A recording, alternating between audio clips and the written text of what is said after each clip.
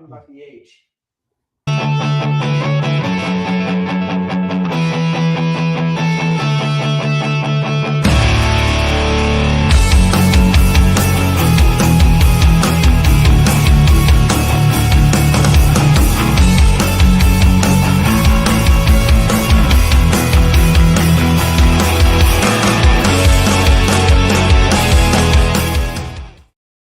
Welcome. Look who's decided to show up at the very last second.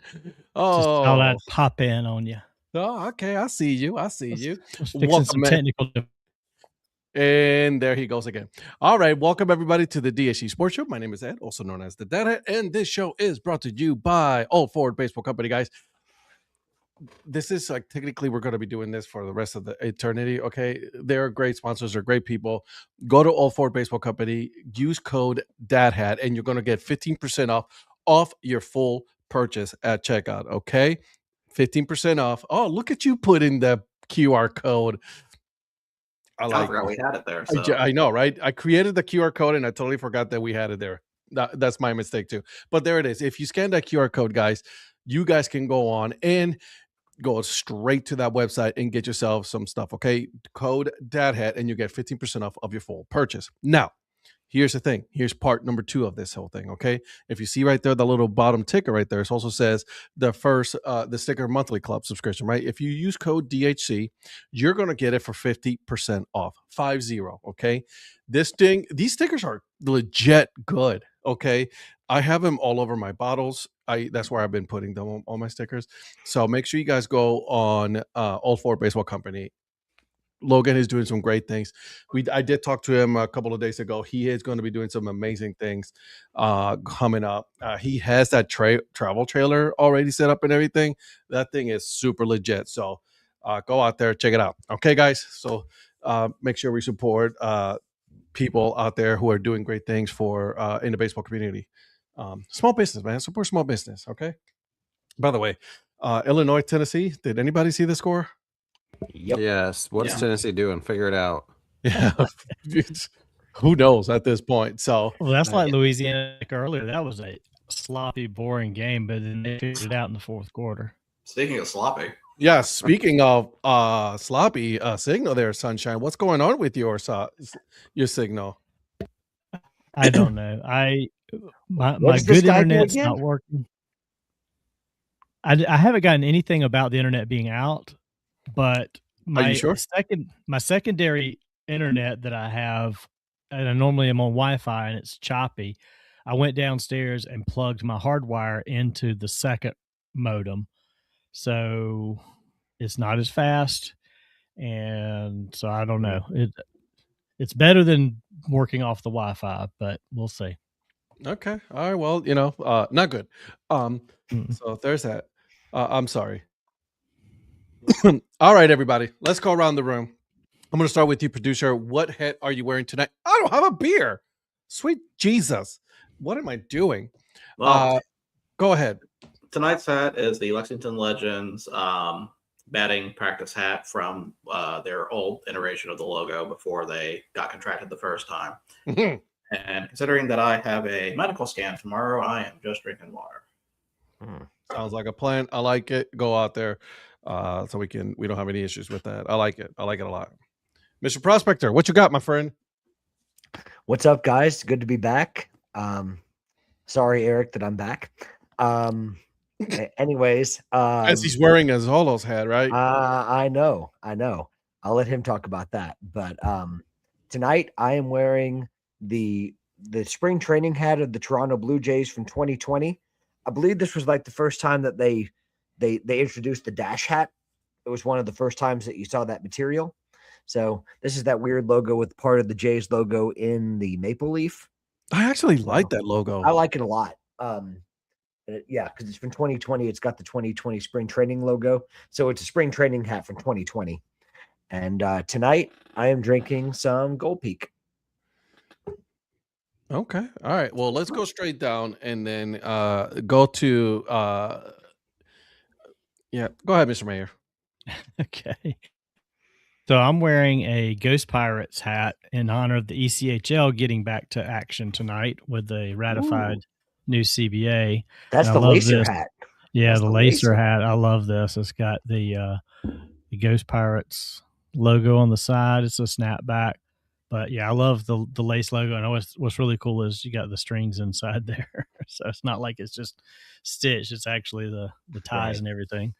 And well, That's a Zephyr. yeah, it's a good Zephyr hat. And tonight I am drinking one of our favorites. Wait. Don't get it close to the mic. I'm introducing it. All right. From one of our favorite Charlotte breweries that we've let's see how you hand this way here. Hold on. Let's see. Can't get it started. Hang on. Here we go. Let's see. Toot, toot.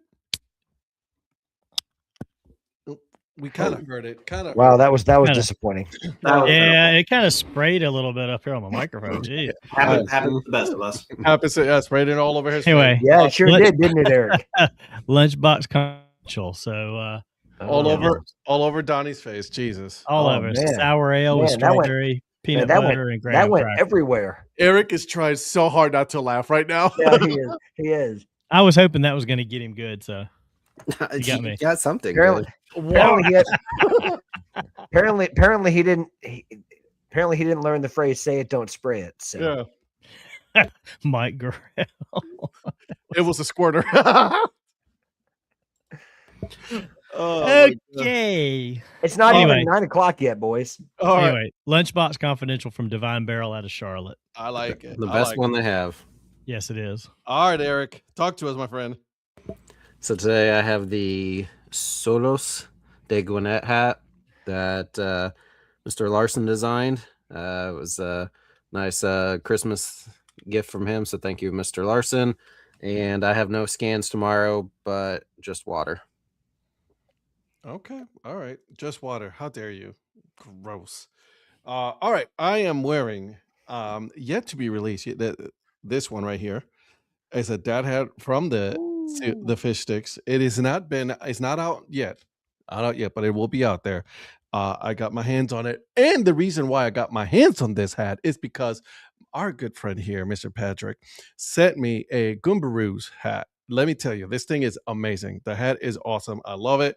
But that what we both didn't expect is that our friend over at the Fish Sticks, okay, Justin put two hats for me. The frozen fish Dad Hat and this hat.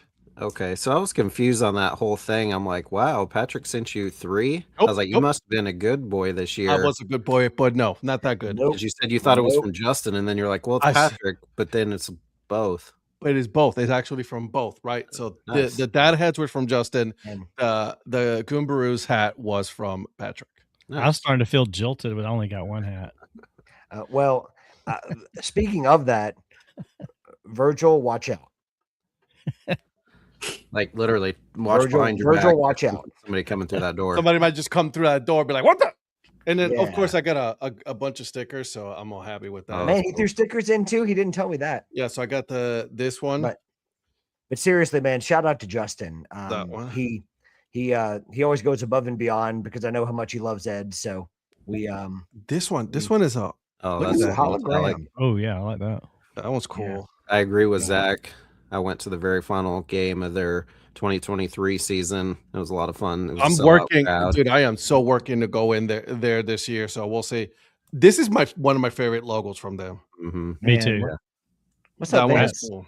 I had I the was same. debating about getting a hat of that one when they had it available, but I passed on it in the end. You Yeah, I should. got the frozen one.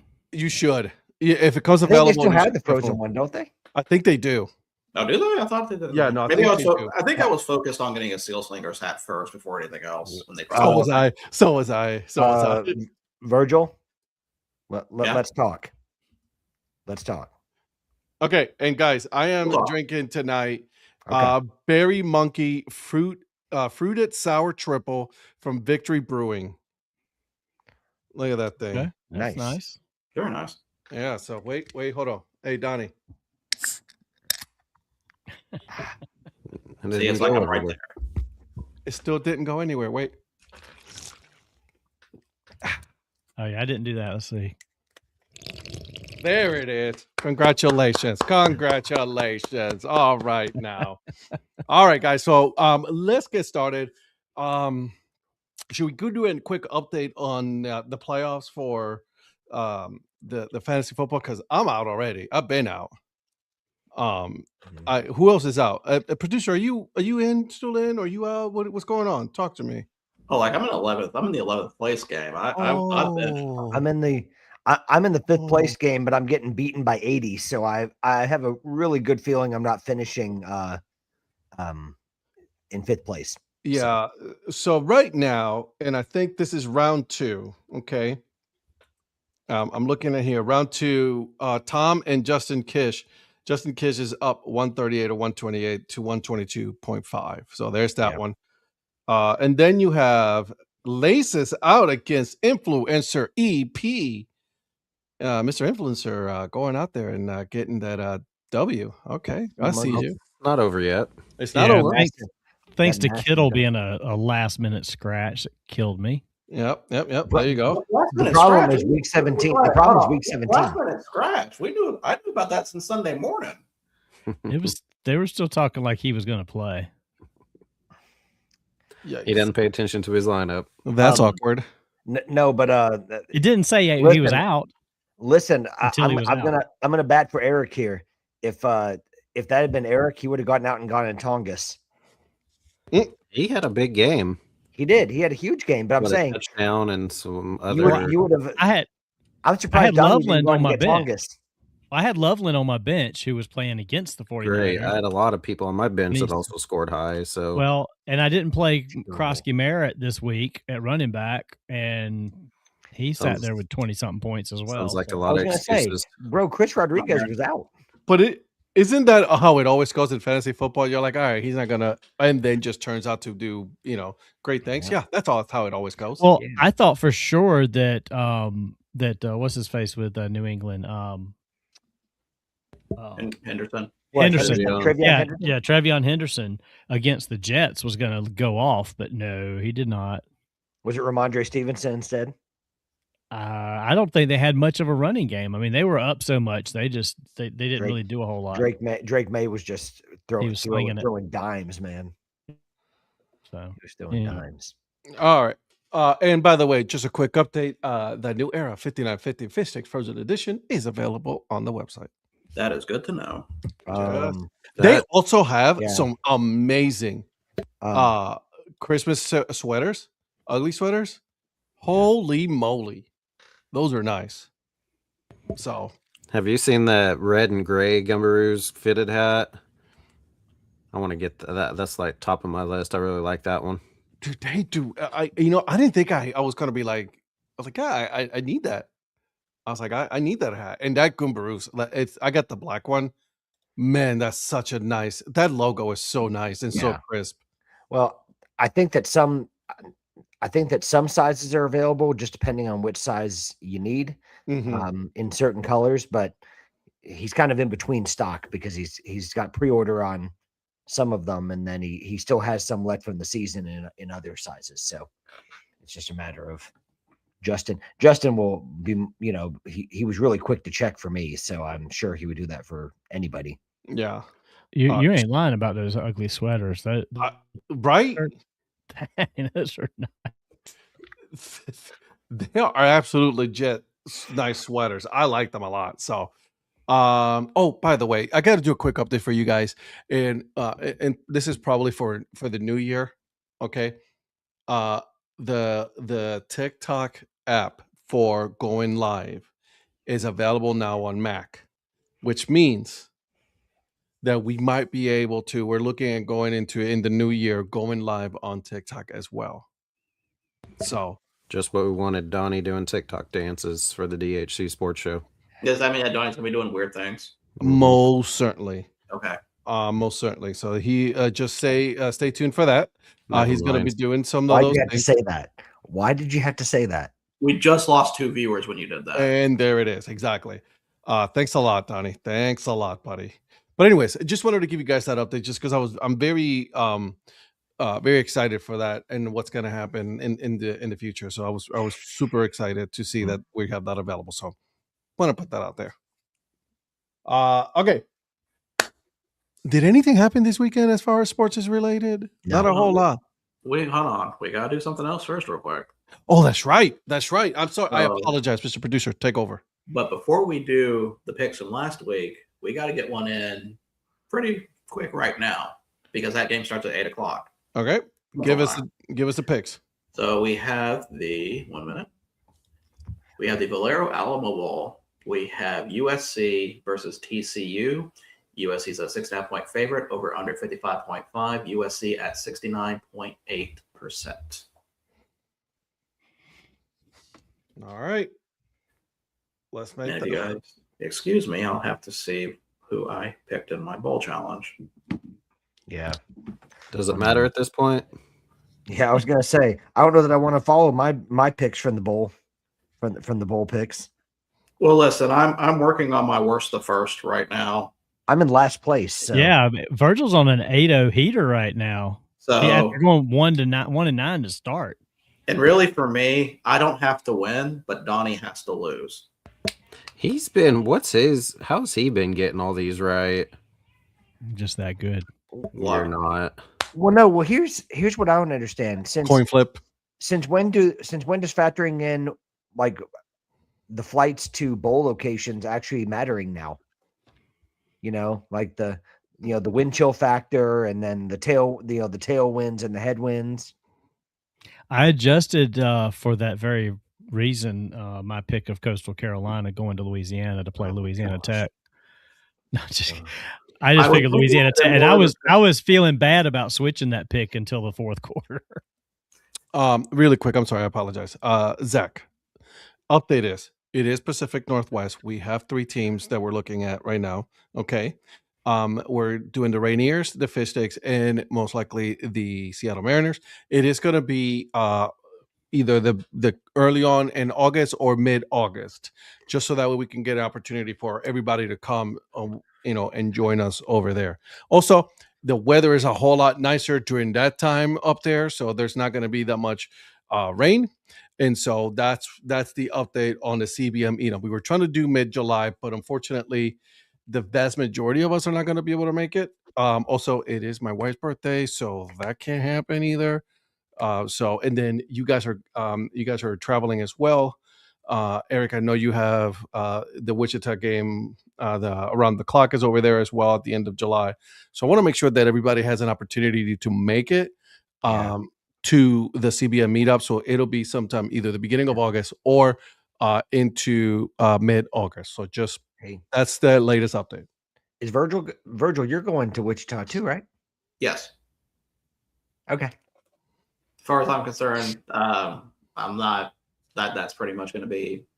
I'm pretty much going to be going to that unless something odd happens. But I thought that's going to be the case. Okay, I just wanted an update. Thank you. Mm-hmm. So USC TCU. I got TCU. Sorry. Okay. Donnie, what were you saying? Southern Cal. Eric? Lincoln Riley's a big idiot, but unfortunately, I think they'll probably win this game. I hope they lose and get embarrassed. He's just been running his mouth. He's he needs to shut up, bro. Yeah, dude, quit running your mouth. Job at USC. Oh, never mind. Yeah, exactly. So, anyways, but yeah, still give me USC anyway. Him and his brother are idiots. Is that truly? Is that really his brother? Yeah. No, there's no way. I thought you guys knew that. I didn't. No. No wonder. Had no idea that Garrett Riley was his brother. No wonder he sucks. I don't follow Clemson coordinators. Okay. You'd have to follow Clemson to know that. Well, I said all I know is that TCU. All I know is that he's been scapegoated. That makes sense then. He's been scapegoated for Dabo's problems. And Manny's brother's 100% right.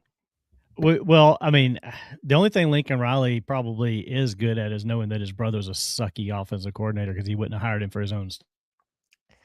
Listen, Donnie, all I'm saying is that I'm seeing a lot of Oklahoma State Gundy parallels. I mean, you're scapegoating your offensive coordinator thinking he's going to be the problem and it's going to be fixed. And then next year, it's probably going to get worse. Yeah.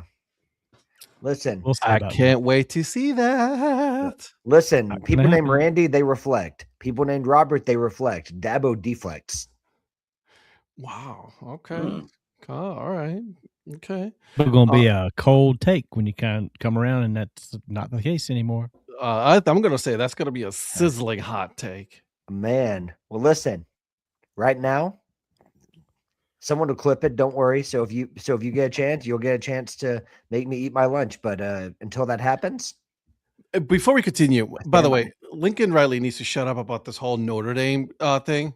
Trust me. Okay, like that was so unnecessary and stupid of him to say that. Like, well, it's shut unfounded. up. It's unfounded. We tried to get them to play in week 0 in Mexico. Literally, no one wants to play in week 0 in Mexico in August. And USC changes their schedule all the time, so I don't want to hear about. By the way, I don't know if you guys know this, but did you know that also that every college has a contingency plan with schools just in case stupid shit like that happens, that, you know, something, oh, I don't know, it fell through. So of course it was like 5 minutes later. It's like, yeah, Notre Dame is not dumb.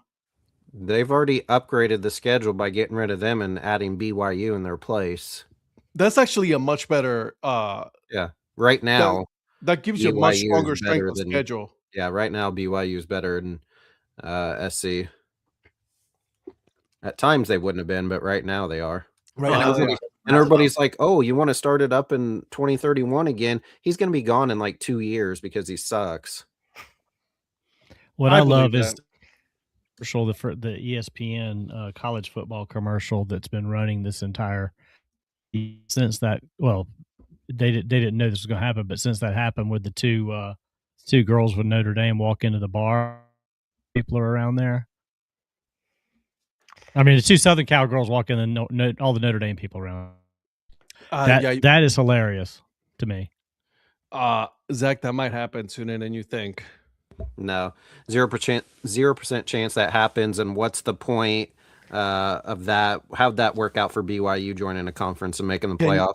Well, then can you inform that to your head coach? Because your head coach said that probably in 2 years they might be looking at joining a conference. Nah, that's not going to happen. Well, you better tell him then, because nobody has told him. Nah, he knows they're not going anywhere. Okay. It'll be the Notre Dame conference. It'll be a conference of one. Exactly. They'll make a branding out of it. They have no reason to join a conference because they keep all the money. That's right. Listen, it's going to be the NDC on NBC. They kept all that money from their 3 playoff wins last year. And everybody else had to split it with their conference. There's no need for them to join one. I think they. And NBC doesn't. Notre Dame on NBC. I don't know what Donnie's saying. I don't know what he just said. Patrick, what's your pick for TCU, USC? USC. By the way, shout out to Costco Internet because my internet's been great. We have to give Patrick props. He fixed his internet problem and it's working fine. So let's go back 2 picks for last week. Costco doesn't let me down. No. So while we still have a game that is being decided, it has no reflection on tonight's winner. So this person went 23-8, and it was actually the Steelers-Browns game that decided this. So, really? Yes. So the winner of picks for this week, back on my phone. Hey! Imagine that. I wonder where that came from. The system works out. The cheating continues. That's the process. The system works out for the creator, doesn't it? Wait, hold on a second. You said that this came down to the Browns Steelers game? Yes. Wow. So that was pretty much the only difference because everything else was kind of the same. So I believe what's the rest of the rundown? Wait, hold on. No. I believe somebody has to pay up because the dude that's in the comments running his mouth right now. Yeah, that guy. Yeah, because I believe someone said let's put a bet, and I agreed to it. And I believe that they concentrated more on Myles Garrett than they did on the rest of the team. And now they got to go and play Baltimore. And Baltimore, I believe, is favorite to win that game, aren't they? As of right now, as of today, from what I saw. So, yeah, Mike, I need that comment. Just saying. Need that comment. Although Huntley's supposed to start for Baltimore, right? Oh, is he still out? Lamar's still out. They were saying Now I don't know that it's been decided finally or anything, but a lot of the word that I've been hearing is that Tyler Huntley's going to start. Snoop. I was under the impression Huntley was starting, but Yeah. Well, I mean, it's Lamar hasn't even practiced. But it's even. It's even, guys. It's an even quarterback thing. I was like, it's Aaron Rodgers and Huntley. I mean, it's, shitty quarterbacks. It's okay. Vance, I'll take this one. Like, Vance, we're just messing with them. Like, we do a lot of banter and like to give him a hard time. He's the one that picks all the games that we pick. So we pretty much feel like he picks ones that he knows he can win. Picks all the games. These were bowl games in NFL. Throughout the season. Yeah. Well, not only that, he also has the sheet, so he can, hey, listen, we may or may not, have that changer here and there during the games. He does like to write in pencil. Well, I was going to say his picks are locked in after the game ends. Right. So. We just That's why we say that. Under much duress, the Browns are the Steelers' daddies for that 1 week. It's okay, you still said it, but at least we didn't give up on the false prophet Miles gift wrap for him for Garrett. Listen, it's okay. He's going to get it anyways. To me, it didn't matter. Although it would have been kind of sweet to have him, have the single season record for sacks with his second Rodgers, but it's okay. Mike, you're a good sport. I appreciate that. Listen, in that comment, I appreciate that they spelled profit like Eric's last name. That's right. He knows how to spell it correctly. So listen, I went to the gym this morning and I was wearing my Cleveland Browns hoodie. Apparently, there was a lot of Steelers down here that were ready to be like, bro, you need to take that off. I'm like, not happening. I was a happy camper. There's a lot of Steelers around here. You won the game. Like, they should take their Steeler stuff off. By the way, is Fannin okay? Or is he going to be out? Let me see if I can get an update on him. Because I know he got a touchdown, but then I know he left the game. Yeah, he didn't look good coming down. That was a great catch, though, for that touchdown. That was a great catch. Let's see. Ed, one thing I find is outside of Panthers, since they came in 95, there are so many Steeler, Redskins/Commander fans and Cowboy fans in the Carolinas. Mm-hmm. That I know. There's no Falcons fans. I wonder why. I mean, it's weird. Like before the Panthers existed, you were either a Redskins fan, a Steelers fan, or Cowboys fan around here. You weren't a Falcon fan. Well, other than Jamal Anderson, the Dirty Bird era, like what else have they had to cheer for? You're right. Yeah. There's nothing to really cheer for. And that's weird. Did you see them doing the Dirty Bird dance last night? Mm-hmm. They scored and they did a couple, like 3 or 4 of the guys after the Falcons scored. They did the Dirty Bird dance. I was like, I haven't seen that in years. Trust me, in Atlanta, we haven't seen it in years. Fannin is still questionable, but looks like he may be downgraded. Okay. What were the other finishers, Virgil? So second place was Mr. Profit at 22-9. Third place was Donnie at 19-12. Fourth place was Ed at 18-13. And Patrick was D&D with last. Thanks for putting in your picks. Oh, you're welcome. I mean, you still would have finished last anyways, but I would have. As for unique picks, there were a lot of them. Really? And you can probably figure out who they benefited once I go over some of the names. Ed, you're the only person to pick Ohio to beat UNLV. Congratulations. However, you were the only person to pick Cal. Yeah, that did not work out for you. Although that did go out to the last play of the game. That is true. That was a good game. Great game. That was an awesome game to watch. Yeah. Donnie, you were the only person to pick New Mexico to beat Minnesota. Look at those Lobos. But who won that game? New Mexico and Minnesota won that game. Oh, okay, cool. Donnie, did you pick Tennessee to win? What a run back. Absolutely. Ed, you were the only person to pick FIU against UTSA. That was a stupid. Yeah, that was a stupid one. Yeah, that one I'll own that one. However, one you can hang your hat on. You were the only person to pick ECU to beat Pitt. Yes, I did. Dude, Heinz looked terrible. And surprisingly, you were the only person to pick Penn State over Clemson. Me? Yes. I knew I could count on Donnie to let me down. Try telling you guys. That's why Clemson lost. All you guys picked Clemson. What the hell? I didn't. Yeah, there it goes again. It's always someone else's fault but Dabo's. So Ed, you're riding high at this point. You're feeling good. You're feeling good. Well, this is where just wait, because I know there's going to be some bad ones. Come on. I was going to say, you guys done a lot of good stuff, and he didn't finish in the top 2. I know. I made a lot of stupid mistakes. Well, now comes the other half. Okay. You were the only person to say that UConn was going to beat Army. Did not work out. Ooh, that was not close. No. You were the only person to say that Miami of Ohio was going to beat Fresno State. I went with a Mac. You know I went with a Mac. You do not pick Bulldogs. You do not pick against the Dogs in the Snoop Dogg Bowl. Apparently not. Yeah, I should have known better. Catch that kickoff. I saw. Yeah. Eric, there is one for you. You were the only person to pick Mizzou to try to beat Virginia. That did not happen. And I told you, once I asked you if Pribula was playing, and you said no. I'm like, well, I'm just going to stick with it anyways. I should have gone against it, because since he didn't play, whoever their backup was sucks, and so does Dorkowitz. He sucks over there in Columbia as well. So I'm sorry, Zach. I'm sorry. I was just trying to do something different than the rest of the guys. He doesn't support Zach or the military. That's exactly what I'm hearing. We all picked Army otherwise. Yes. And then Ed, you were the only person to pick Appalachian State to try to beat Georgia Southern. That did not work. Jesus Christ, was that a shitty game? You were the only person who picked Coastal Carolina to try to beat Louisiana Tech. Felt good in the first half. Yeah, they were.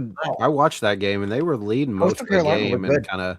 That's what I was saying. I was like, all right, okay, we got it. Oh, wait. Louisiana Tech had a ton of turnovers, too, and they still won that game. Well, I thought the same thing, but they only had 3 turnovers, but they had a lot of mistakes. Are you sure? I feel like there was more than that. No, because they threw an interception in the in the fourth quarter, and they were like, that's the 3rd turnover. And I thought, there's got to be more than that. I think it was just they were making dumb mistakes and like 3-and-outing themselves a lot. Well, there was like turnovers. 25, 26 penalties in that game, too. There was a ton of penalties. Jesus. I think Louisiana Tech 115 yards in penalties. Fuck. Yeah. But listen, the fighting spirit of Billy Napier led Louisiana Tech over the line. So Ed, so currently the game that's going on right now, you're the only person to pick Illinois, so jury's still out on that one. Ooh. Yeah, I just saw that run back to right after the field goal. Right after backing Brett Bielema, that's bold. I'll give you props. They've been playing well. I mean, it's not bad. That's 5 minutes left in the game is when they finally went down and no longer have the lead. Eric, how did Illinois do against USC? I don't know. I was just seeing. Sorry. Don't worry. Illinois absolutely destroyed USC. So. Of course. Ed got Donnie's internet, it looks like. It's contagious. Ed just flat out disappeared. And then the last two in the NFL, Ed was the only person to predict that the Chargers were going to beat the Texans. He got embarrassed with all these wrong picks, so he just decided to disappear. Oh, there he is. There he is. Did not work out well on He's that here one. Twice. Yeah. What a trick. I'm here. And then the last one. Is that your Jolly Gango account? Yeah. Then the last one's a Donnie pick. And I think we all should pile on for him for this one. He was the only person to say that the Raiders were going to beat the Giants. Congratulations, Donnie. Congratulations. Yeah. Oh. And by the way, I've been picking every single Big Ten team. The Big Ten is still undefeated up to this point in ball games. So, like, Illinois has a lot on this writing right now. Like, they need to win this game. Yeah. Yeah. So Tennessee is a good club, but I'm like, damn, come on, Illinois. Their unis are kind of nice, though. Good. Illinois. What would Herm Edwards say? That's a good football team. Good football team. Yeah. Oh, I thought you were going to say you play to win the game. that. Herm. Is that it? That's all of them? That's all of them. Sorry, I was trying to get the scores ready to kind of go over the NFL scores for the week because there was a lot of interesting games. Some teams clinch playoffs, some embarrass themselves. Yep. Playoffs. Yep. So we'll start with the Christmas games. We had Cowboys beat the Commanders 30-23. We had the Vikings beating the Lions 23-10. What was that about? Because didn't the Lions have like 5 turnovers in that game? Yep. It was so bad. Yeah, I mean, I don't know what's going on with this Lions team. I mean, they've been terrible. They're one step away. They're a game away from getting eliminated, aren't they? Or are they fully eliminated? They're eliminated. Yeah, that's right. They're done. Yeah, didn't the Packers get the final seed? Yeah, but they haven't fully got everything lined up with the final NFC team South, right? Yeah. Well, I mean, whoever wins the NFC South, the other doesn't get in. Right. Well, and that's a whole other thing. Yeah, that's a whole discussion that we need to have on those two games, man. Those two divisions in particular. Jesus, I know. Broncos beat the Chiefs 20-13, not erasing the fraud allegations once again. No, because you go against the third string quarterback with the Chiefs, and then you barely beat them 20-13. Yeah, Chris Lodican, he was fine. I mean, he's manageable. But what I'm saying is that like the Broncos should have won by more. If you're going to be like the number one team and all of that, you need to beat them by more than just whatever you did. You know, by more than a touchdown. Come on, man, you know better than that. They just haven't looked very convincing. No, not at all. Saturday games: Texans beat the Chargers 20-16. Derrick Henry beat the Packers 41-24. That's about right. I mean, that seems pretty apt, in my opinion. Eric, you picked the over/under for this game, and Derek and the Ravens almost got the over/under by themselves. Yeah. He beat the 16th string defensive line, so that's impressive. Honestly, though, it wasn't. Packers were still in it before Willis went out. Right, yeah, and then we had Clayton Tune came in, but Willis looked great, and I hate, and I told you guys this, I hate that. I mean, he deserves it. He's going to get a starting quarterback job. I don't know where at this point next year, but he should be at the front of the line. Yeah, he's been playing really well the last 2 years when he's come in, and he's played good 6 games or so for Green Bay over the last 2 years because Love's injuries. But everybody's like, well, he leads the offense better, and Matt Fuller's like, not quite. I mean, he's great, but he's still. They're not going to be quite how they are with Jordan Love because he's a good runner. He's a way better runner because Love doesn't really run, but Love's a better passer. So, yeah, I hate that. I wish we could keep him as a backup, but he's going to deserve and get that money to become a starter somewhere next year. Good for him. Yeah. I really think Pittsburgh is a great fit for him. He didn't do anything in Tennessee, really, but I think he's really shown in the limited time he's played the last 2 years with Green Bay. He's been very serviceable. So I thought he looked fine, but yeah, they were still within striking distance, and then Tune came in and immediately threw an interception because Bo Milton can't catch. So if you had to pick between Arizona and Atlanta, I think those are 2 spots he could land. I don't think it'd be Atlanta. I think Atlanta has too much money rolled up. Atlanta's got too much money rolled up in quarterbacks. And 2 quarterbacks. I think I just got a feeling they were going to jettison some of that. Yeah, I mean, the problem is Atlanta can't get rid of that contract, and no other team is going to be like, we'll go ahead and take on that contract. There's no way. Yeah. Well, I mean, the Steelers have Rodgers is probably going to retire, or most likely. They don't have an answer at quarterback, and they're not going to be high enough in the draft to get one of the top names. Excuse me, what was that? The Steelers do not have an answer at quarterback, and Mason Rudolph is right there. Go Pokes. Anyways, how fast he gives up on him, huh, Virgil? It's a shame. Well, he plays like shit. Of course, he's going to give up on him. I think Pittsburgh actually would be a pretty good spot for him because it's kind of, like you said, it's a good organization. It's not a great one, but they win. Oh. And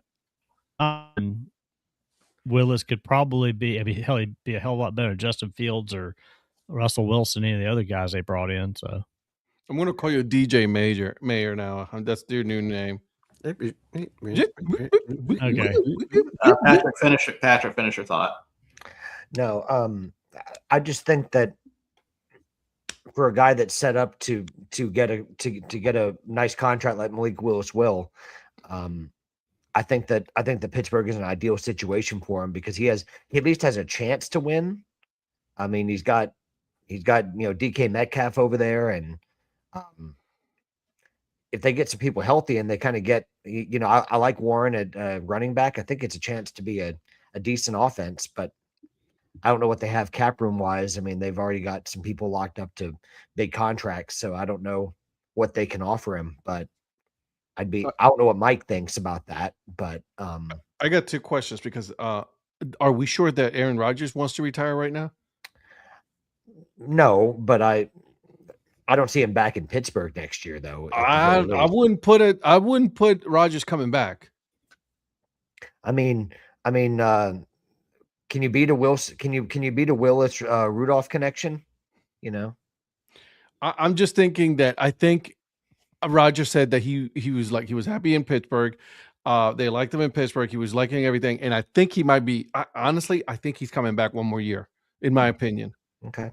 Well, also, are we sure? And Eric, you may answer this one. Are we sure that he doesn't want to come back to Green Bay? I mean, it's possible, but at this point, I mean, obviously, as a backup, you're not guaranteed to play, and I bet somebody throws him enough money where they want him as a starter. So I would think that he probably won't come back. Now, I would love if they re-signed him, but with pun intended, the last 2 years he has played some because Love has been hurt. So it's possible he would play again next year, but it's not guaranteed. So I think he's shown enough the last 2 seasons in limited action that he deserves to be a starter somewhere and would get some money. So, I mean, I would be great if he would come back. I just don't think he will at this point. Now, if he was going to stay as a backup, then yeah, for sure, I think he'd probably stay in Green Bay. But knowing that he'll probably get a shot as a starter now, that he'll probably go somewhere else. Here's the Donnie, thing. what about Carolina? Is it too early with the Bryce Young experiment still, or what are we in? What are we in with Bryce? Year 3? Yeah. I'm literally looking at the list of teams right now. And you have look, the AFC East, New England, they got their quarterback. Buffalo got their quarterback. Miami could be a possibility. They got no one there. Didn't think about Miami. Yeah. Then you got the New York Jets. Although Quinn Ewers is, if he can make that job his own, you never know. Yeah, but at least you bring Malik Willis in and you put him as a competition to Quentin Ewers, because we know what's his name is done there. He's done. Tua's done, yeah. Tua's done. You got the Jets there. Okay. But the Jets are gonna go draft somebody again. Yeah, I was just gonna say I think they're gonna be drafting a quarterback. Then you move to the AFC North. You got Pittsburgh. They're, maybe you could put them there, put them as a maybe. Then you got Baltimore, Cincinnati. That whole situation right now with in Cincinnati, it's just bad. It's one to keep an eye on. Yeah. Joe Burrow might want out of Cincy. Honestly, I wouldn't blame him, to be honest with you, if he wants out of Cincy. Then you got Cleveland. I think Cleveland, they're going to go with Shedeur Sanders and Dillon next year. So we'll see. Jacksonville, they got their long hair kid. Houston got a quarterback. Then you have Indy.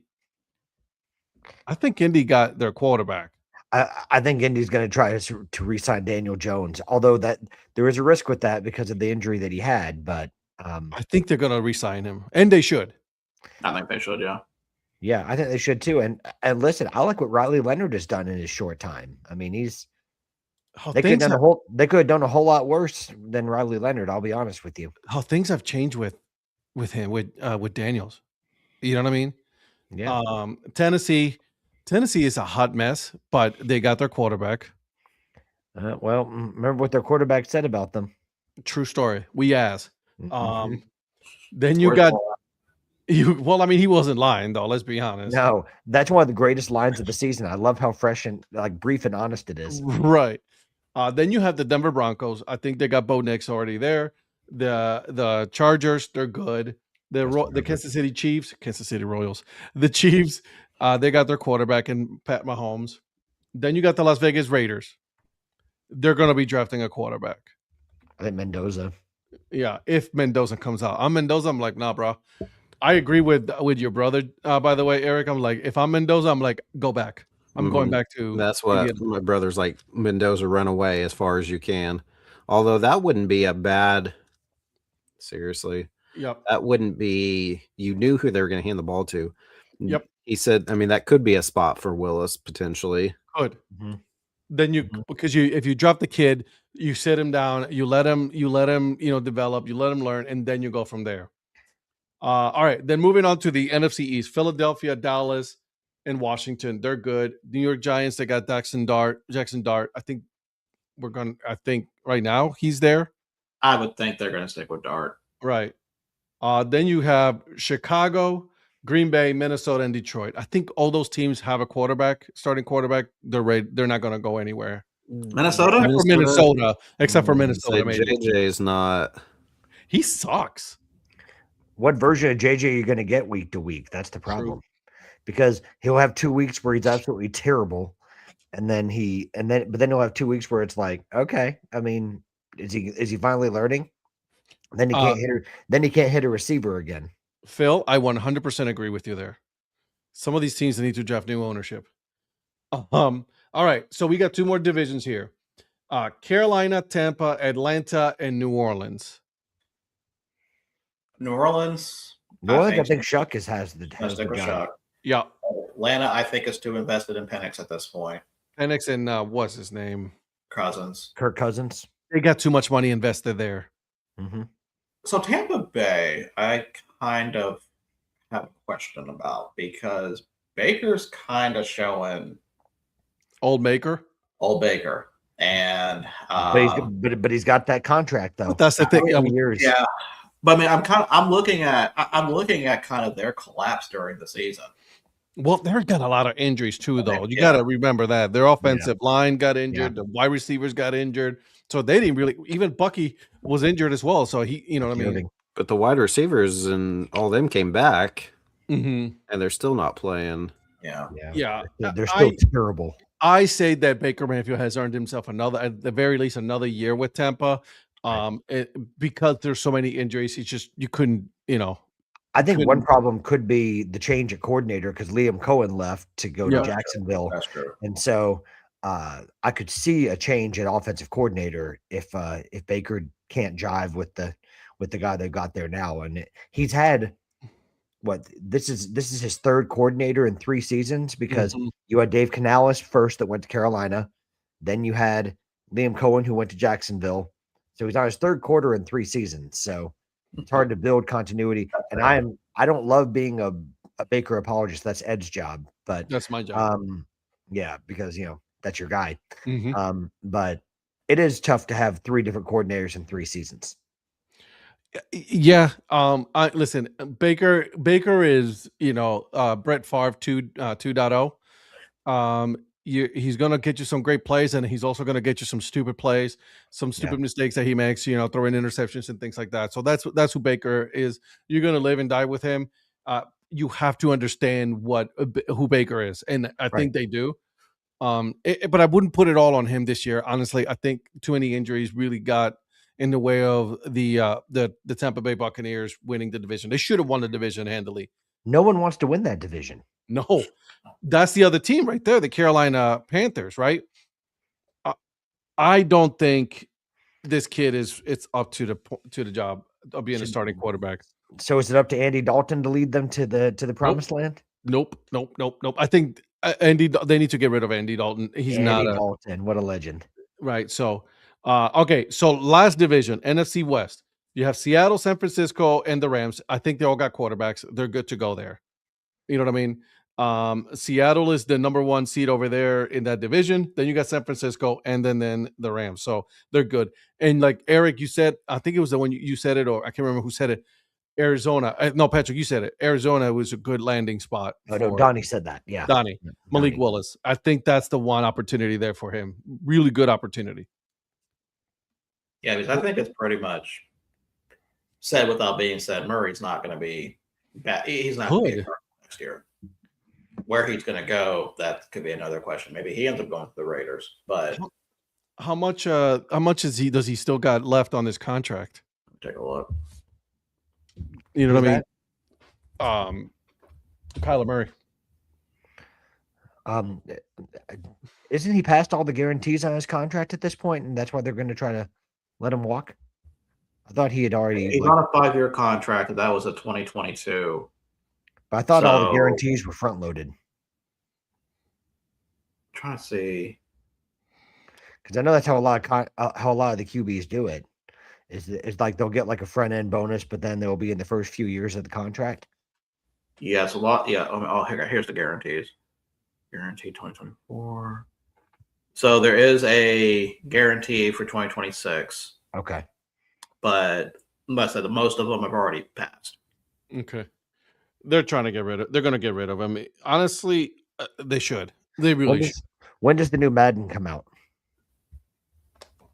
You know, that's a good question. I do not know. Well, that's the day that that's the cutting day. So, got it. Yeah.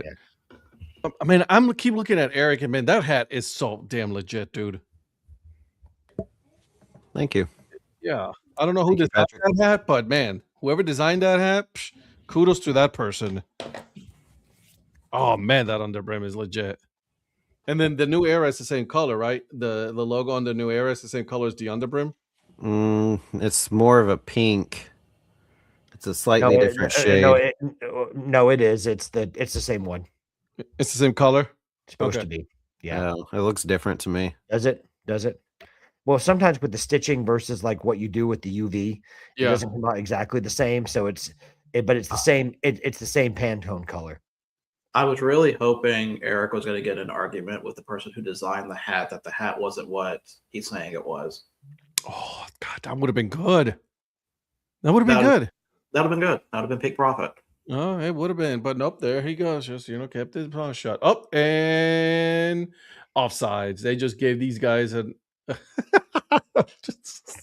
terrible. Tennessee just got an offsides penalty. Going back, the whole line just went. Oh, really? They all did. So going back to the NFL games, Bengals beat the Cardinals 37-14. Nothing really to talk about there. Mm-hmm. Browns beat the Steelers 13-6. It wasn't a pretty game. Mike will agree with me on this one. It was not a pretty game at all. Myles Garrett was the it factor for that game. There was reports that they were doing the absolute darnest for him not to get his one sack that he needed, and it was bad.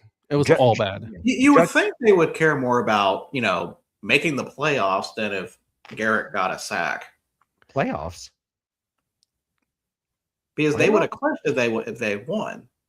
100%, because then you put that over the Browns. I'm like, hey, congratulations, Myles Garrett. You got the single season. Yes, you got to get into Steelers, but we're going to the playoffs and you're not.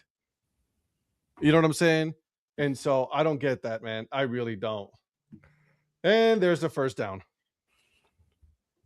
Yeah, that's just asinine to me. Yeah, I don't get it. It was a bad game though. And I'll say it, like the Steelers should have won that game. Okay, the Browns had no business winning that game. There was too many injuries with the Browns. Shador was not playing to his level that he should have been playing. The Steelers should have won that game. Although Aaron Rodgers played like crap too, though. So let's say that. Of course, in Aaron, I will say this for Aaron Rodgers: he didn't have any receivers of note to throw to. Speaking of, thank you for saying that. Remind me that. We were talking about it on last night, but it looks like that one fan has been up to, that was the second or third time that he's been doing that taunting to players. Yep. And so it's very interesting that although You cannot hit a fan. You just can't. No matter how many stupid things he says, you just can't do it. Well, you're just playing right into his hands by doing that. Yeah. And that whole conference, as soon as I saw that conference, I'm like, oh, yeah, he said what he said. I will say this. I do not condone what he did, but I understand why. Yeah. Oh, God, yeah. Yeah. I mean, I'm not saying by any means is it acceptable for a fan to be able to say what is alleged to have been said, if that's what was indeed said. I mean, you're human at the end of the day. I mean, it's easy to say don't do it when you're not the one being insulted, but Right. It's much different when you're the one being insulted. And you know. It was go ahead, Virgil. Other games we have, Saints beat the Titans 34-26. It's a really good game if you had a chance to look at that one. Isn't that like the fourth straight win for Shuck after when he's been starting? I don't know. Fourth straight win. Right. Let me see. That's not bad though. He did play good though. I think he's won four straight. You're right. He's won four straight as a starter. 2 of which were against Carolina. What a surprise there. Nobody wants to win that damn game. Oh God. Go ahead, Virgil. Jaguars beat the Colts 23-17. Speaking of not wanting to win games, like Jaguars didn't look good either. I have a this may be a controversial statement here. Colts win that game with Leonard. I think Colts win that game with Riley Leonard. I do. Yeah. Well, listen, I'm not going to make excuses for why they didn't make the playoffs because there's been other teams that have had injuries, namely like the 49ers is a good example, including injuries to the quarterback, and they've still made the playoffs. So I'm not going to make an excuse for the Packers losing players. Yeah. You what? Green Bay? Not for as long as everybody else. I mean, what do you mean? How long was Jordan Love out? That's fine, but we've had our best tight end who's been out for half the season, and now the best defensive player has been out. And you've had and you've had injuries to your wide receivers. I get that. That was impactful though. Your defensive player being out. The defensive player being out, that's impactful because he dictated a lot of that game. Talking about DeForest Buckner? Yes, exactly. Him. Yeah. Because and I mean Sauce Gardner, after they got him, he was out. He played 2 games and he was out. And Travarius Ward has missed most of the season. But still, it's not an excuse because injuries in football happen, right? And there are significant injuries to big players all the time. So it has to be next man up mentality, and you've got to go and win. And while I'm proud that they have not been completely blown out in all these games. Ooh. Phil, this is the Lexington Legends batting practice hat. Their brand before the contraction.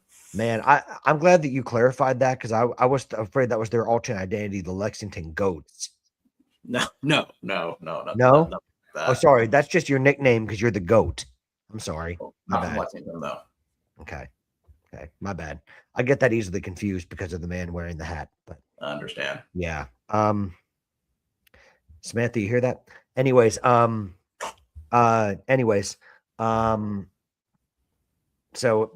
hate that the Colts have gone 1-7, but football's football. It has to be a next man up mentality. And I'm proud that they've not been blown out in most of the games that they've lost, but close only counts in horseshoes and hand grenades. Yeah. So. Can we say though that the Phillip Rivers experiment, it's officially over after this season? Oh yeah. Yeah, it's done. They've already announced that Riley Leonard's going to start this weekend. So, so Riley Leonard's officially getting. Well, they got eliminated, so now they're going to be like, all right, good kid, go out there. I mean, I'm excited to see what he gets to do. Just being able to play from the start. Yeah, good for him. Donnie wouldn't sign the agreement to be on camera, so he has to have blurred face. And he's trying to talk, and he can't get anything. Is this your other internet of which you were speaking? Hey, who won that game? Tennessee, Illinois, guys. Brett Bielema. Burt Bielema won that game. So congratulations, Ed. Did that win you this week's picks?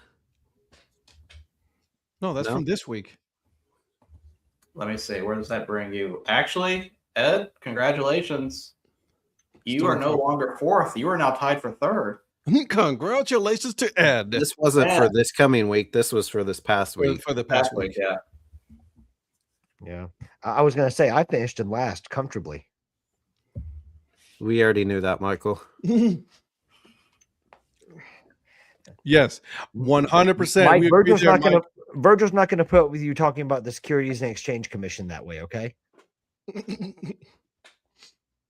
The SEC does suck, so I'm good with that. Friends up there. All right. So, yeah, Yes, Virgil, I stole your joke. That's okay. Oh, Donnie's gone again? Yeah, he's gone again. Okay.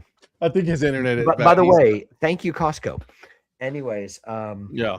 Kirkland's internet. Kirkland's internet, Xfinity internet, whatever you want to call it. Kirkland's best. Kirkland's best, yes. Yeah. Kirkland's internet brought to you by Xfinity. Yeah. But, you know. What other games we got going, Virgil? Let's see. We talked about Jaguars. Dolphins beat the Buccaneers 20-17. Jesus Christ. Quinn Ewers was spinning the ball, wasn't he? Had a good game, yeah. Yeah. He did. I mean, I'm not saying he's going to have to show that consistently because, I mean, his first few games, his first few appearances were horrible. Or sorry, I forgot Eric's on here. Terrible. But he looked good this past weekend. Yeah, I mean, do you think they're going to stick with Ewers, or do you think they're going to try to get somebody else and have him still be the backup? I think it depends on what they do with Mike McDaniel. No, he's coming back. Is it for sure he's coming back in 26? Yeah, okay. He's coming back. Okay. Yeah, they've already said that. They've already announced it. Was it last week, Eric? They said it? Yeah. Well, to Lynn's comment, is that what happened with Donnie's beer? It was Rocky topped.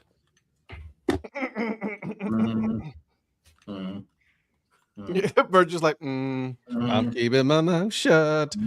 SEC will be redeemed in the playoffs. Okay, sure. When Alabama gets beat by Indiana. Right. I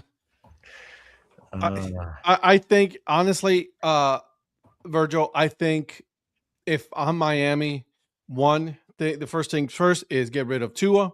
Then number two is look for another starting quarterback to compete with Ewers. The only reason I'd push back on that is how much again, we go to the guaranteed money. How much guaranteed money is left on Tua's deal? Because it's not been too long since he signed that deal. What was it, a year and a half, 2 years ago? Yeah, but 2 years ago, yeah. I think it's more if they keep him and still significantly a lot, but if they release him, but it's not as much as if they were to keep him on the roster. Well, that's what I mean. Like, I wonder what's the cap hit and like what's the how much guaranteed money is he going to walk away with? Because all that affects your cap. One of those teams they're going to get rid of another one of their SEC teams because aren't they playing each other? Yeah, Ole Miss and Georgia. So one of them is going to lose. So you'll have one moving on. So either Ole Miss or Georgia, and then that will be the remainder after Alabama gets beat. All right, so check this out. Massive dead cap. Cutting him before June 1st would trigger a $99.2 million dead cap for Miami. If you do post June 1st designation and 2026 splits the hit, but still leaves a $67 million hit in 2026 and a $31 million hit in 2027. So I think they're better off cutting him now. Or honestly, but wouldn't that be, if I understood you right, didn't you say if they cut him before June 1st, it's a $99 million cap? How is that better than waiting? No, like I'm saying, like get rid of him after June 1st. Yeah, keep him post June 1st and then get rid of him after that. Either way, that's a huge dead cap hit. I'm with you, and that's on Miami. That's what I mean. That's on Miami. Yeah, but stupid contract they did for him. But I'm wondering, what does that allow you to do? Like, what kind of flexibility do you have to improve your roster if you do? Malik Willis. you're gonna be able to get a Malik Willis at a pretty decent price, and then to be clear, to be clear, I'm not disagreeing with you that he should be gotten rid of. I agree with that, but I'm just wondering. No, I know what you mean. Like if I'm putting my Virgil hat on here, like with the books, like what's gonna happen and what can I do, within the constraints of the rules with the salary cap, to with the cap hits and with the dead cap hit and everything else, because we know teams are willing to do it. We know that Denver did the Russell Wilson, and it's still possible to win. But in that case, you have to hit in the draft, which the Broncos did with Bo Nix and Troy Franklin and a couple of those guys. Yeah, but the problem is that they're too high up to get a quarterback in the draft. So their option is to get a quarterback either by trade or by signing a free agent like Malik Willis. Well, I am no expert on the numbers and everything like that. Again, I'm not Virgil the GOAT, but no, there is. You're right, Lynn. There is no good out anyways. Yeah. So I'm looking forward to seeing what they do. Sorry, Eric. Go ahead. Did SC fire the defensive coordinator? No, he left to accept the Penn State job, the Penn State defensive coordinator job. He went to UCLA, then he left to go to UCLA to go to USC, and then for the third year in a row he's leaving. He's going to Penn State. Well, sorry for Matt Campbell's defense then. DeAnton Lynn or whatever his name is. Is he related to Anthony Lynn, Virgil? I do not know. The former Chargers head coach. Hey Zach, if you're still on here, do you know if there's any relation, since you're a big Chargers fan? He hasn't been talking about the Chargers much lately. No. You're right about that. Yeah, that's good. That's because they played the Texans. All right, who they've completely turned it around. They're looking really good right now. Yeah, they are. They're one team. Their defense is probably the best in the league, and nobody's going to want to face them. And nobody's really. Go ahead. Nobody's really standing out as a possible winner, but of the Super Bowl or the AFC. But I could see them getting to at least the AFC Championship game. Yeah, Eric, this is how bad my fantasy football team is. My defense is my best player. Literally every week, the Texans are among like my highest points getter because I lucked out in getting the Texans defense, and then I finally realized how good they were, and I just played them week after week. And see, I feel like the Texans aren't even just a great defense with a mediocre offense. I think their offense is coming around too with them. Yeah. Well, yeah, because was it not last year, but the year before? Stroud was really good, and then he just kind of fell off a little bit. But yeah, they're starting to figure it out again. So didn't they make it to the AFC Championship game and then they just lost to the Chiefs? If I remember right, I thought it was the AFC Championship game and then they lost to the Chiefs. Who? It wasn't last year. No, 2 years ago. Talking about CJ Stroud, his rookie year. I don't think that doesn't sound right. Or was that the year? Or was that when the Bengals? Was that when the Bengals made it to the AFC Championship game? Are we talking about 2024 or 2025? I'm talking about 2024. 2024 was great. 2023. I'm sorry, 23. That's right. 2023 was Bengals. It was Bengals against Chiefs. Yes. So they must have made it. I know they got put out by the. Well, that's when the Bengals went to the Super Bowl, didn't they? Yeah, they probably. The Bengals may have put out the Texans then. I'm not sure. Texans probably have won a playoff game a few times to be close to maybe AFC Championships, my guess. Yeah, like as a wild card, but I don't think they've not recently. Yeah, well, I know that they won a playoff game that year because they put out a decent team. Didn't they win their first round game last year? The Texans. Titans. They did.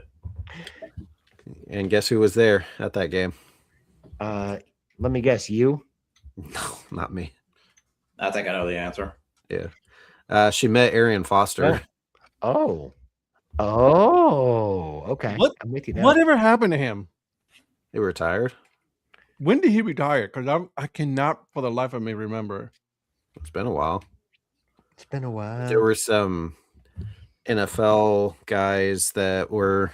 She was, of course, in a suite, and Aaron Foster was there, and a couple other people. And I'm like, she's like, I don't know who these guys. I was like, you do not know who like one of their best players of all time was? Was Mario Williams in there too, if I remember correctly? Maybe I can't remember who all else was in there. But yeah, but I mean, I think D'Amico Ryans is like a long shot shout for Coach of the Year. I mean, I don't think he's going to win it, but he's done a hell of a job. Well, I mean, just his whole body of work since he got to Houston has been remarkable. That's a good question. Who do you think, does anybody stand out this year as someone that could be Coach of the Year? I've got a couple of names. Vrabel's out there. I was going to say, I'd probably pick Vrabel over Cohen. Liam Cohen's out there. Vrabel. Although Liam Cohen's the first coach, the first ever first-year coach in history, I think, to lead his team in his first year to a 12-win season. 12-win season, yeah. Yeah, I could see it probably between the two of them, but I'd pick Vrabel myself. Yeah, I feel like there's another name too that's out there, and I'm trying to remember who it was. Are you talking about AFC or overall Coach of the Year? Overall Coach of Well, the there's two. There's And two, Johnson. right? Ooh. I can't remember who the other Yeah, one was. Chicago. Yeah, Ben Johnson is up there. Yeah, those two teams, the brand new rookie coaches, and both of them are headed to the playoffs. I'm with you on that one. I can get down, but I'm with Eric first off. Vrabel. He's done a hell of a job with that team. And another long shout is Kyle Shanahan. I think what he's done, this might be one of his best coaching jobs he's done with all the injuries they've had, and they're in the frame for a number 1 seed. In the AFC, I'd say Vrabel 1, Cohen 2, and the NFC, I'd say Johnson 1 and Shanahan 2, probably. Yeah, that's a good shout. I like there's here. What's that guy's name? Tony Tumbleweed. I think she's talking about D'Anton Lynn. Right. But speaking of Vrabel, they beat Patriots beat Jets 42-10, and the real reason why Donnie left, Seahawks beat the Panthers 27-10. Did the Titans, were they dumb to get rid of Vrabel? Yes.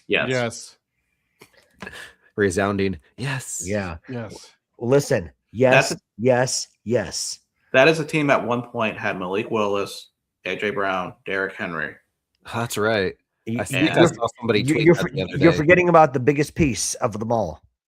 Who did I forget? The legend Ryan Tannehill. Oh, I'm sorry, Mr. Tannehill. Yes. Yeah. No. But think about this. They got rid of Vrabel, and they went to Brian Callahan, and like that was a disaster. They got rid of Vrabel. For me, again, I speak my own opinion here, but I feel like they got rid of Vrabel because he was willing to talk back, and he was willing to be outspoken about his opinion about things. Well, that was an ownership decision. Yeah. Well, Brian Callahan, with all due respect, was more of a yes man than what Vrabel was willing to be. Well, Vrabel has always been one that tells it like it is. He was like that as a player. He's like that as a coach. And he's unapologetic about it. So, well, it's the same as going on with Cleveland. Stefanski is a yes guy. I like him, but he's letting general manager dictate who starts and who doesn't, and dictate the team. So yeah, he made a great decision this past weekend though. When Bailey Zappi was a backup, I thought that was an excellent decision. Fuck out of here. Listen, I was a very happy man this weekend. No. Bailey freaking Zappi. All was right with the world. All was not.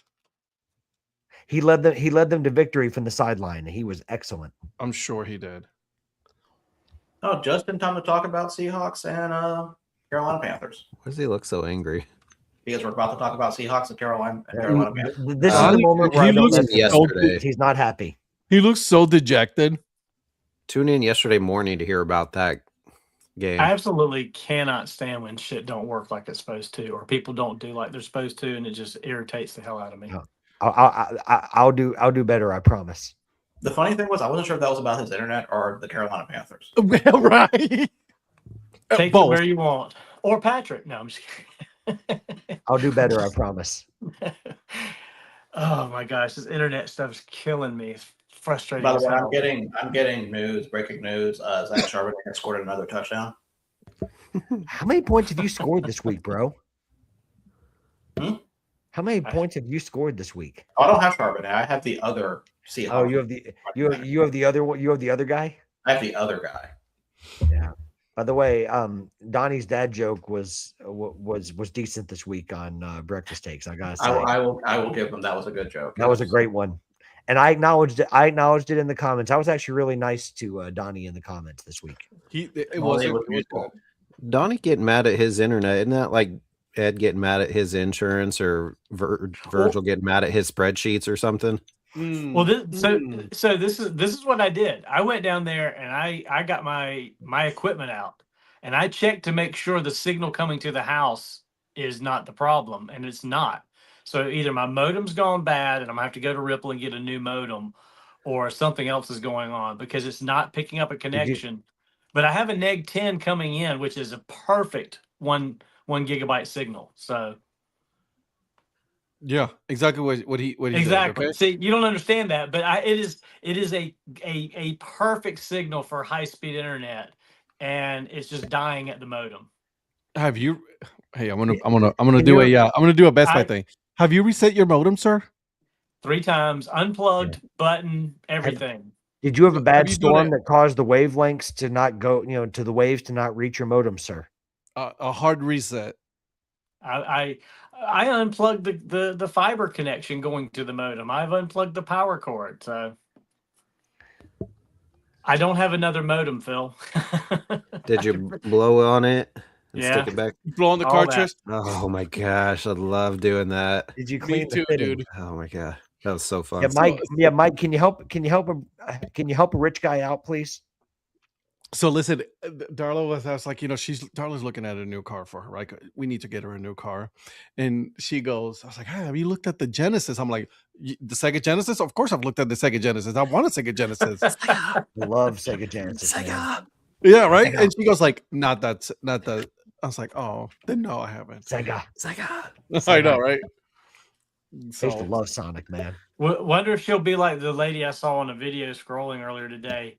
Her husband was videoing the car that he got her for Christmas, and he hands her the 2 key fobs, and she's like, "What is this?" And she looks at it. She sees the name on there. And he's like, "Turn around." She's like, "It's not a Cadillac." He's like, "It's a Jeep. It's a Wagoneer, like a Grand Wagoneer. Expensive as shit too." Yeah, and he's like, "This is as good as a Cadillac. It's probably even better. It's the next best thing." She's like, "It's not a Cadillac. I told you I wanted a Cadillac." It's like all she was worried about was that it wasn't a Cadillac. That was Donnie's home video. No. I'm not. Wait a minute, Wagoneer. I know someone who has a Wagoneer. Yeah. Who is that? And it's better than a Cadillac. I can tell you that. Oh wait. And what'd you just say about the Wagoneer, Ed? I don't pay for the Wagoneer. That's Mrs. Mayor's money. She buys that herself. It's expensive, right? Man, it's expensive as shit. Yeah, well, but let me tell you this, and I've gotten to ride in it, and I feel like that's the only time I'm ever going to be able to ride in a Wagoneer is when I'm with. That's right. When I'm with Moneybags down there, bro. Yeah. By the way, I gotta say something. Imagine this man talking about Anthony Rendon making money. I'm like, this man dwarfs that bank account. I don't even want to hear anything about that. I wish. Mr. 38 million. Hey, man, bro, that's what you make in a day. No joke though. The Wagoneers are super nice. They are very nice. Discontinued them, didn't they? Yeah, they just brought them back like a couple years ago. And then they did. Honestly, my favorite part about the Wagoneer is like when you open the door at night and then the logo comes up on the ground like that. I'm like, man, that stuff is fancy, bro. Eric's favorite part is the part that he goes in the back and then lays down and just goes to sleep. No, I did that in the front seat. I didn't need to go in the back to do that. I mean, I did it back there too, but also in the front. It doesn't matter what seat. It doesn't matter what seat. Hey, Donnie, how good's that Lunchbox Confidential? Fantastic. It is. That's such a great beer. Yeah, this is one of the best beers out there anywhere. Correct. Yep. I've actually tried that one. I actually liked it better than I Can Smell Colors. Yeah, because I Can Smell Colors. That was the one that Ed introduced us to Divine Barrel with. And we were like, oh, we got to have that one. And then we found this one. And we're like, shit, this is even better. Yeah. And what was that other one that you went and got recently that I was telling you about? It was like was it strawberry or something? It's something similar to all the rest of those. It was a new one you got that sounded good. I don't remember. Oh, if you said yeah, it was the good one or that not. I went and got. Mm-hmm. Yeah, that was. I'd have to look it up. I'm using my phone now, so I can't look it up. There's two of them. There's two of them in the fridge that are waiting to be shipped to you. So, nice. How bad is it that his phone is getting a better signal than his computer? Right. Yeah. Right. Exactly. That's ridiculous. I'm going to send you some lavalier so you can at least have that ready to go. Virgil, you don't have to worry about him doing your producer duties since he's on his phone. He can't do double duty today. Oh, no. I can do the computer as far as looking stuff up on the Wi-Fi. It's just the connection to talk to you guys is so shoddy. That's a question for you guys. I wonder if that's a pot shot at me for today. I was about to say that sounds like a pot shot at you. Sounds like a pot shot at me today. Lynn, I like well, you know what? I'm not going to entertain answering that question, but I'm not a fan of the team that has that nickname today because of the result. Chelsea versus Bournemouth. For the second straight game, no matter how poor Bournemouth has been, Chelsea still can't beat them. So not a big fan of that team at the moment. I definitely don't like Spurs. I'd be laughing if it was so completely different. I wasn't even involving this. I thought you were talking San Antonio. Yeah. If you don't like Spurs, like cherry pie. I love cherry pie. So is Spurs something that's what I'm trying to figure out because I went straight to soccer. Spurs are. I went straight. You went to soccer. I went to NBA. I was thinking soccer right away. See, I'm not a huge cherry flavored. And cherry flavor can be really tricky. Cherry flavored candy, like I'm good with cherry. See, I like that. I like cherry flavored candy. I like cherry flavored cheesecake, but not cherry flavored candy. Grape and cherry, I don't like. Do you like cherry Starburst? Spurs up. Go USC. Another Spurs. Spurs is that one part of the rooster. Phil, we already. Dumb autocorrect. Oh, she said, "Do you any of you don't really like sours?" Oh yeah, I like cherry sours. Yeah, sour beer. I'm all about that. Cherry sours. Yeah, we're all trying to Spurs. What? Well, I went straight to soccer, and it's just ironic how that fit today because I hate Spurs, and we couldn't beat the Cherries at the who was Bournemouth. So that's ironic how that worked out. Phil, we already said Lane Kiffin's not Lane Kiffin. Lane Kiffin. What you know about Lane Kiffin? That he's not quite as much. Well, he might be just as much of an idiot as Lincoln Riley, but we already said we hate USC. Listen, listen right now. I'll still take Lane Kiffin. With all the baggage that comes with him. I bet you Lincoln could probably make better brisket. He'd make better brisket. Yeah. Oh yeah. You saw Lincoln Riley. He posts the process all over social media. So he's talking about South Carolina, right? Yes, I know what he's talking about. Lincoln Riley couldn't cut it. Sure. He knew he couldn't cut it when South Carolina Donnie. When the Oklahoma moved to the SEC. So he's like, I'm going to go to the Pac-10. And then they went down to the Pac-2 and now not going to be able to cut it in the Big Ten either. So they just need to get rid of him. I didn't know they made a cheerwine flavored goo cluster. Yes. I had one from Donnie and it was fine. Just tastes like cherry mash. It was okay. Oh, Donnie sent you a cheerwine goo cluster? That must have been nice. It was. Thank you, Donnie. Appreciate you, Donnie. Donnie never sent. Donnie doesn't share stuff like that with me. That's fine. Well, he likes me better. You don't oogle over anything Cheerwine and constantly enter every Cheerwine contest there is on Instagram. You can't. And I didn't win anything. I know. Listen, I know that all the contests exist because he tags me in every single flipping one of them. No, I don't tag you. I tag Donnie. But you tag me in plenty of them. You can get Cheerwine whenever you want. I can't. Although, to be fair, actually, I kind of can. So, Donnie, Joe and I went to Donnie just sent it to you. Sweet and Saucy the other day. They have a bunch of like the old retro, like bottle, kind of like bottled soda things. And they did have a Yeah. Yeah, they did have a Cheerwine Zero in a glass bottle, but then they have a ton of fun little socks kind of in the back as well. So I bought a couple pairs of socks. E-Rock socks. That's right. I haven't added the 2 new ones yet on there. I added everything else already, though. Yeah, I enjoyed the 12 Days of Beer Mist, by the way. Thank you. E-Rock's beer. Is that E-Rock's beers? No, ProSide_beers. ProSide_beers. Because I do it with my friend. That's the one flipping account you have that doesn't say E-Rock something. Well, because it's between me and my coworker friend. Yeah, well. So it's a combination of their names. I'm waiting for an E-Rock's beers for like all the non-holiday beers that you drink. That's just on Untapped.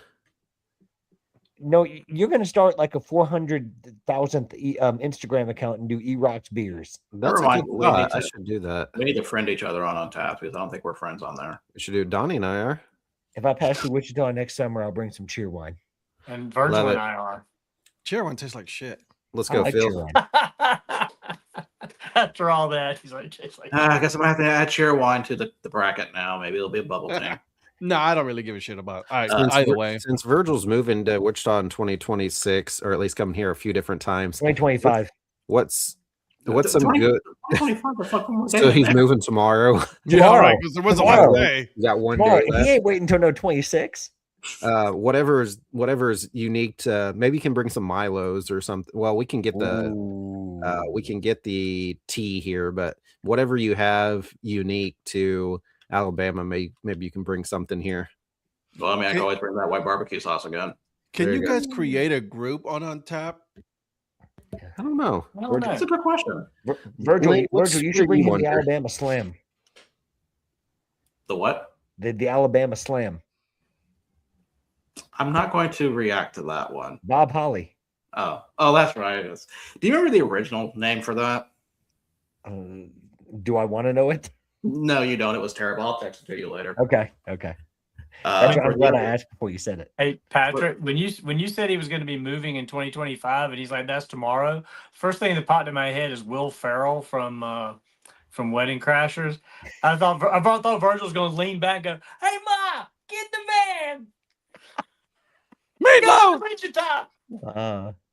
That's all I can think of. There's a ton of Lynn Smiths on here. Which one are you, Lynn? Alabama Slam. the only one that matters. Well, I know, but none of them stick out. She That sounds like needs it'd to be put her. on her profile, "I deserve a hat." And then we'll know what That would be the separator. Yes. that would be an easy way to find her because she deserves So- a hat. She got already her hat Saturday. So I was her Secret Santa. And then on the name I put Lynn and then last name gets a hat on her box. So that was like what I put for her hats that I sent her. Phil had me, and when he sent it on the package, it said Eric, Mr. Excitement Prophet. He called me Mr. Excitement. Thanks, Phil. That's outstanding, Phil. That's outstanding. That's Absolutely. good. Oh, Oh, that's good. I like that one. Mr. Man. Excitement. Mr. Excitement. Have mercy.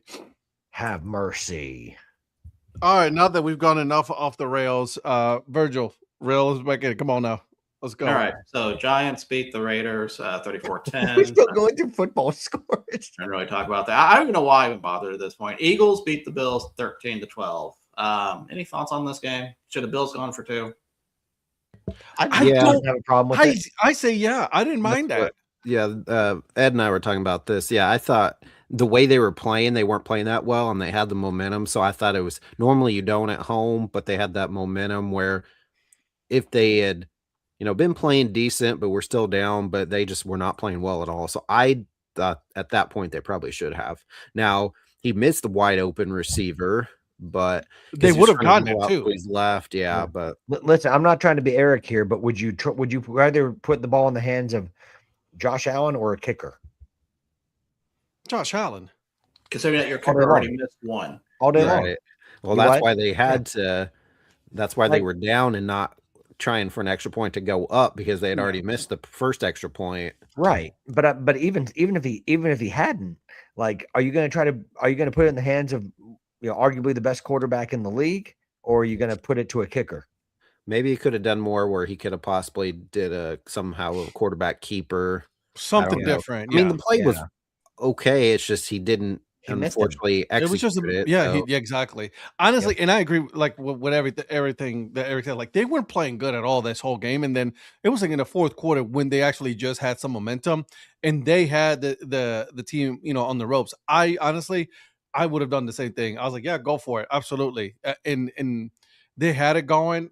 They missed it. Obviously, they're still going to make the playoffs, right? They're going to have to travel now, but whatever. Oh, Phil, don't boost his ego, please. I don't know. Is that a compliment? Is it? How would you take that as an insult? Yeah, How I would was you I was take it trying as to a figure that compliment? out. No, he wants That's us a to talk compliment. about how it's a compliment. That's what he wants. Uh, He's setting that up to be like, oh, is that a compliment? I don't know what that's supposed to mean. Yeah. He's I never travel anywhere. yeah, so the That's next what- game. that's what that's what this guy down here. That's what he did to me today. He goes, I didn't get to go anywhere this past year. Well, I don't know about you guys, but when I get a straw in my cocktail, I throw it away. So Wow. Thanks, Wow. Mayor. damn. And Thanks. Donnie, I can't afford cocktails. Okay, so you know I'll have to take your word Jesus. for it. Is Mrs. Mayor listening? probably. Oh, hot damn. I was like, I'll just Wow. thort away. Anyways, Actually, Virgil, that's a good continue, one, though. please. That's the meanest thing you could have said. Yeah, she's allowed to come to Wichita. Just her. 49ers beat the Bears 42-38. Pretty Oh, good the game Bears Great there. game. That Say was the a Bears great still game. suck? And then Monday, nothing happened Monday. We don't need to talk about Monday. What happened? Please, The- what did happen on Monday? Yeah, Tell what- us. The Falcons beat the Rams 27-24. Yeah, Virgil, what did you say to Matthew Stafford? Apparently, I guess Matthew Stafford thought you were playing against me in fantasy this week inside the tank again. Because that was terrible. That was absolutely terrible. That The was fact that they even still had a chance to win after 3 picks by Stafford was But that's really the Falcons. That's the I mean, Falcons. That's the Falcons, but yeah.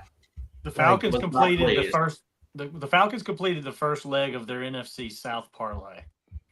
So we'll see By if the they way, can Donnie, have complete you the seen next that? one. Have you seen that picture going around of the Falcons and Panthers like uniting?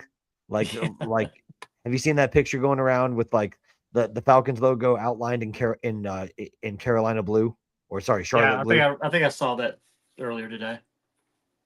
I believe I scrolled past that one. Yeah. Lynn, if you're still on here, I can't find you, so it may be easier. I'm eRock04, so look me up on Untapped, eRock04, EROCK04. Yeah, and watch out for his next Instagram profile when you get when you say you should also follow. It's gonna say E-Rock's Beers. Give it 2 weeks. Hey, 2 weeks. I'll add it here in about 2 minutes. Yeah. Like, hold on a second. Give me a minute. 400,000 I'm done. A 400,000th Instagram account. You know what? I should have done is I should have just created it and then sold it to him. Listen, listen. Eric is just taking full advantage of social media. I mean, We can create groups on Untap, by the way. You can. Yes. There you go.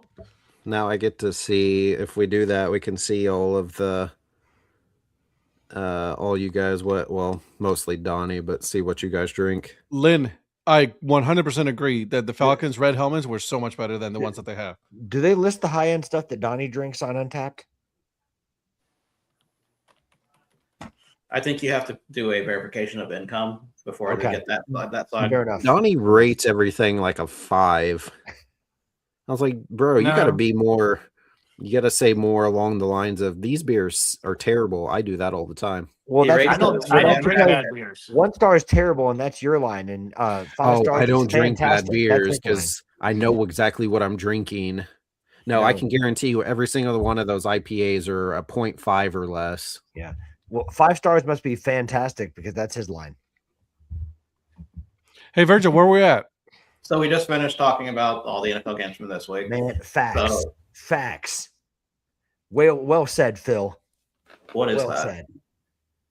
That Goldbelly is a place where you can order from like the high end restaurants in different cities, and they can overnight. Like really fancy restaurants can send their stuff like overnight, so that way you can have it next day. So how do you know about that? Because it's I saw one of Donnie's orders. I've- So I've seen commercials for it. They've talked about it on the radio before. Yeah. But yeah, you can get like beignets from New Orleans or Lou Malnati's from Chicago. Just some of these like places that you could possibly go to, but then you want to get some of their stuff ordered and shipped to you. Because I wanted to get whoopie pies one day from Wicked Whoopie in Portland, and I was trying to figure out how much it would cost to get them shipped here. Look it up, Virgil. It's pretty cool. I'm looking at it right now. Yeah, and plus there was a place in Georgetown that we go to eat at every year for a conference, and they send emails to my work email all the time. They're like, order our stuff on Goldbelly, and I'm like, nope. Whoopie pies. Yeah, Wicked Whoop. I'm going to order from Wicked Whoopie at some point. I just need Donnie to loan me like $350. I'm kidding. What? I'm kidding. It's not that much, but it's it is pretty cool that they can do that, and I just want to try it just to do it. I couldn't get search to find Erox 04. No, just E-Rock, no S. E-Rock 04. E-Rock 04. He's a one and done. Switching up your handle on different things now. He's not a multiple, so he's a one and done, so no S. Yeah. No, for this one, it's just the others are like what are mine, like my hats, my jerseys, my baseballs. This is, I guess, technically my beer. But do you take a picture of the stadium and when you go into each one, Eric? I mean, mostly, yeah. Because you could start E-Rocks Parks. E-Rock stadiums. E-Rock stadiums. Hear me out. You can go hiking and do like pictures of like what you kind of see in the area. You can call it E-Rocks Rocks. Yeah. Well, I was just gonna say E-Rocks Nature. I said that was one of the first ones that I said a while back. E-Rocks Nature. Lynn, if you're on there and click your profile, right underneath the picture has your whatever your name is. If you can't find mine, you can just tell me what yours is. Phil, Ed in his private pool actually placed an order at Grader's Ice Cream. Isn't that where you can get that Nope. that special flavored ice cream? Nope. So, Ed, before we go on to our next topic or segment, really, I have a question for you. Yes, sir. Are we having a show on Thursday? Thursday is the 1st of January, so that technically that would be the very first show of the year for the DHC brand. All right, so you say yes, correct? Let's leave it up for a vote. You say yes? If I had to choose, I would say yes. Okay. Patrick? Yes. All right. Eric? I'm pretty sure I could, yeah. Donnie? Because it's more New Year's Eve that I can't do. All right, so New Year's Day. There's a show. Eric. Lynn's on Untapped is AVRKIVIST. That's too much. He already lost you. What? He lost you already. Hold on. Capital AV.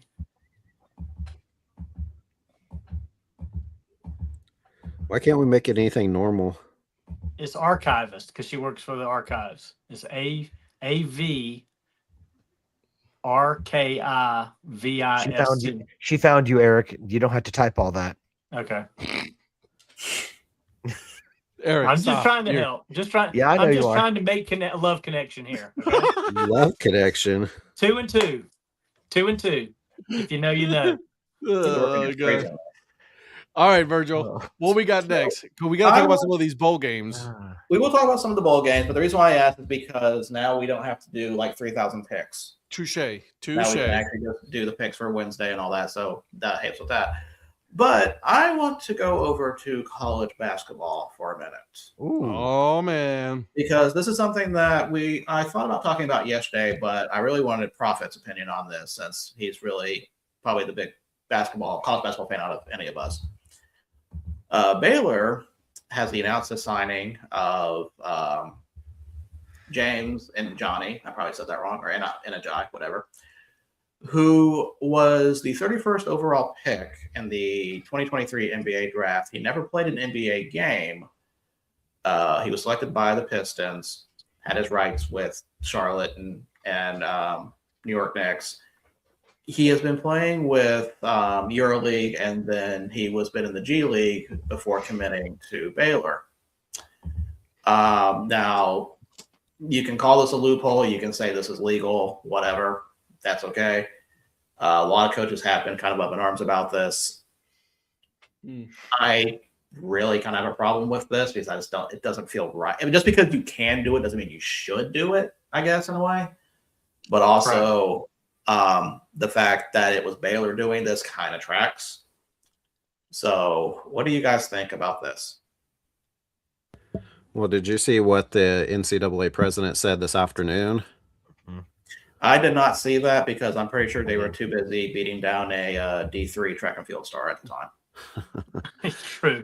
True story. They said the NCAA will not grant eligibility to any players with an NBA contract. Now, I don't know, does that still specifically apply to that Baylor kid?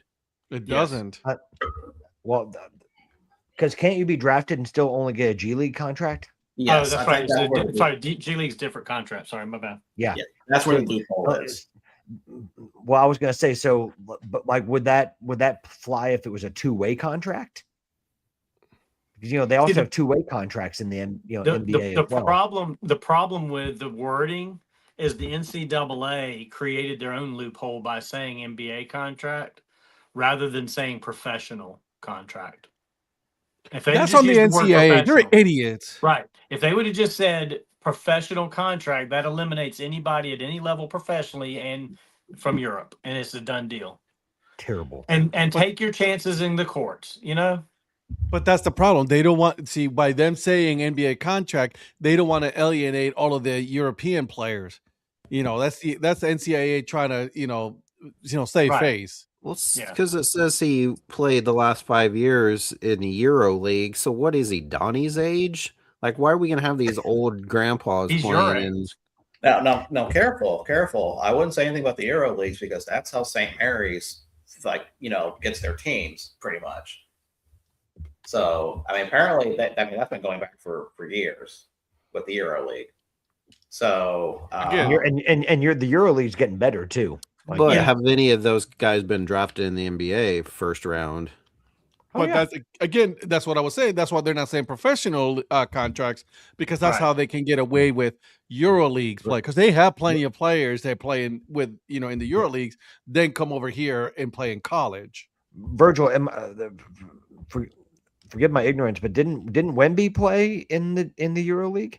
Wemby played with France, I think. And he played in France. But then Wemby's not playing with Mercer, though. Wemby went straight to the NBA and got an NBA contract and played in the NBA.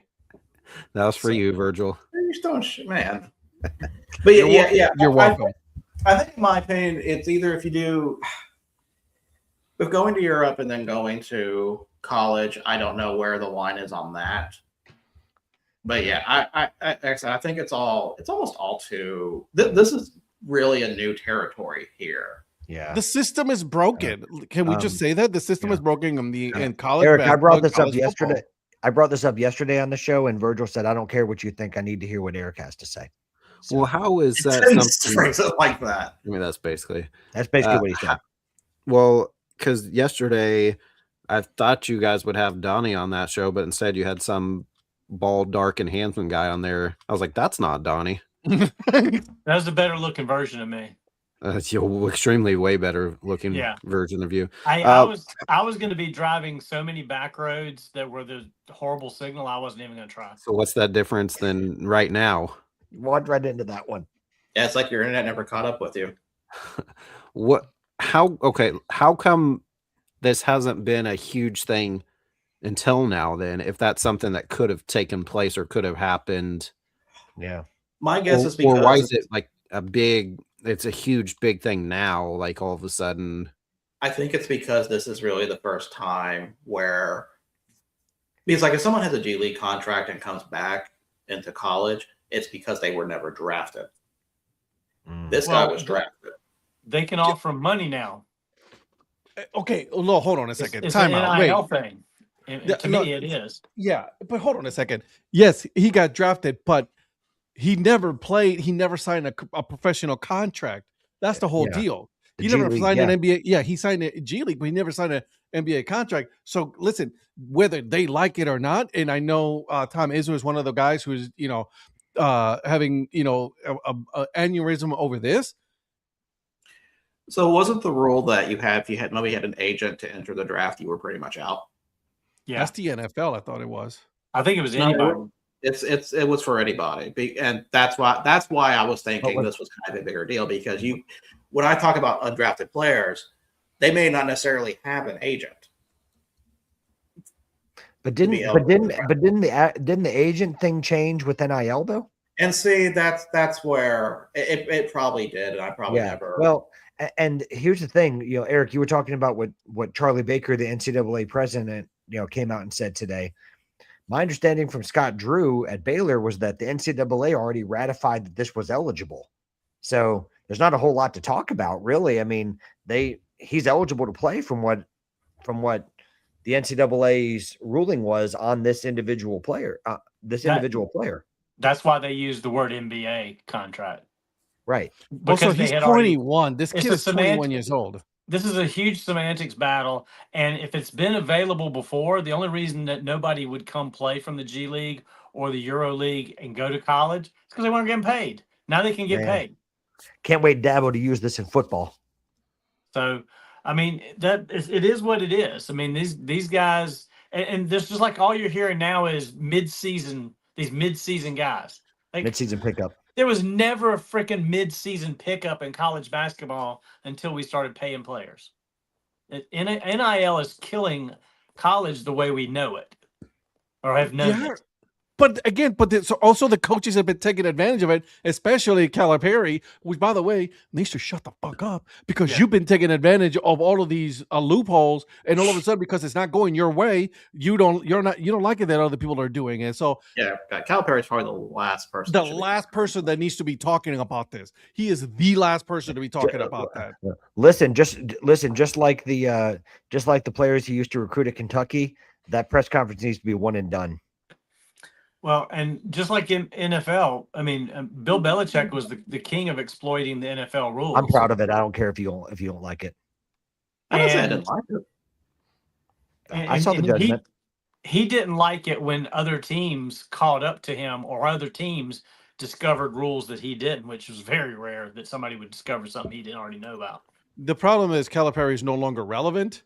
Yes. And then he's trying to make himself relevant. Woo pig suey.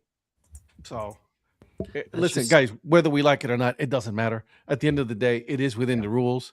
Yeah. NCAA is the one that broke the system, and they don't know how to fix it.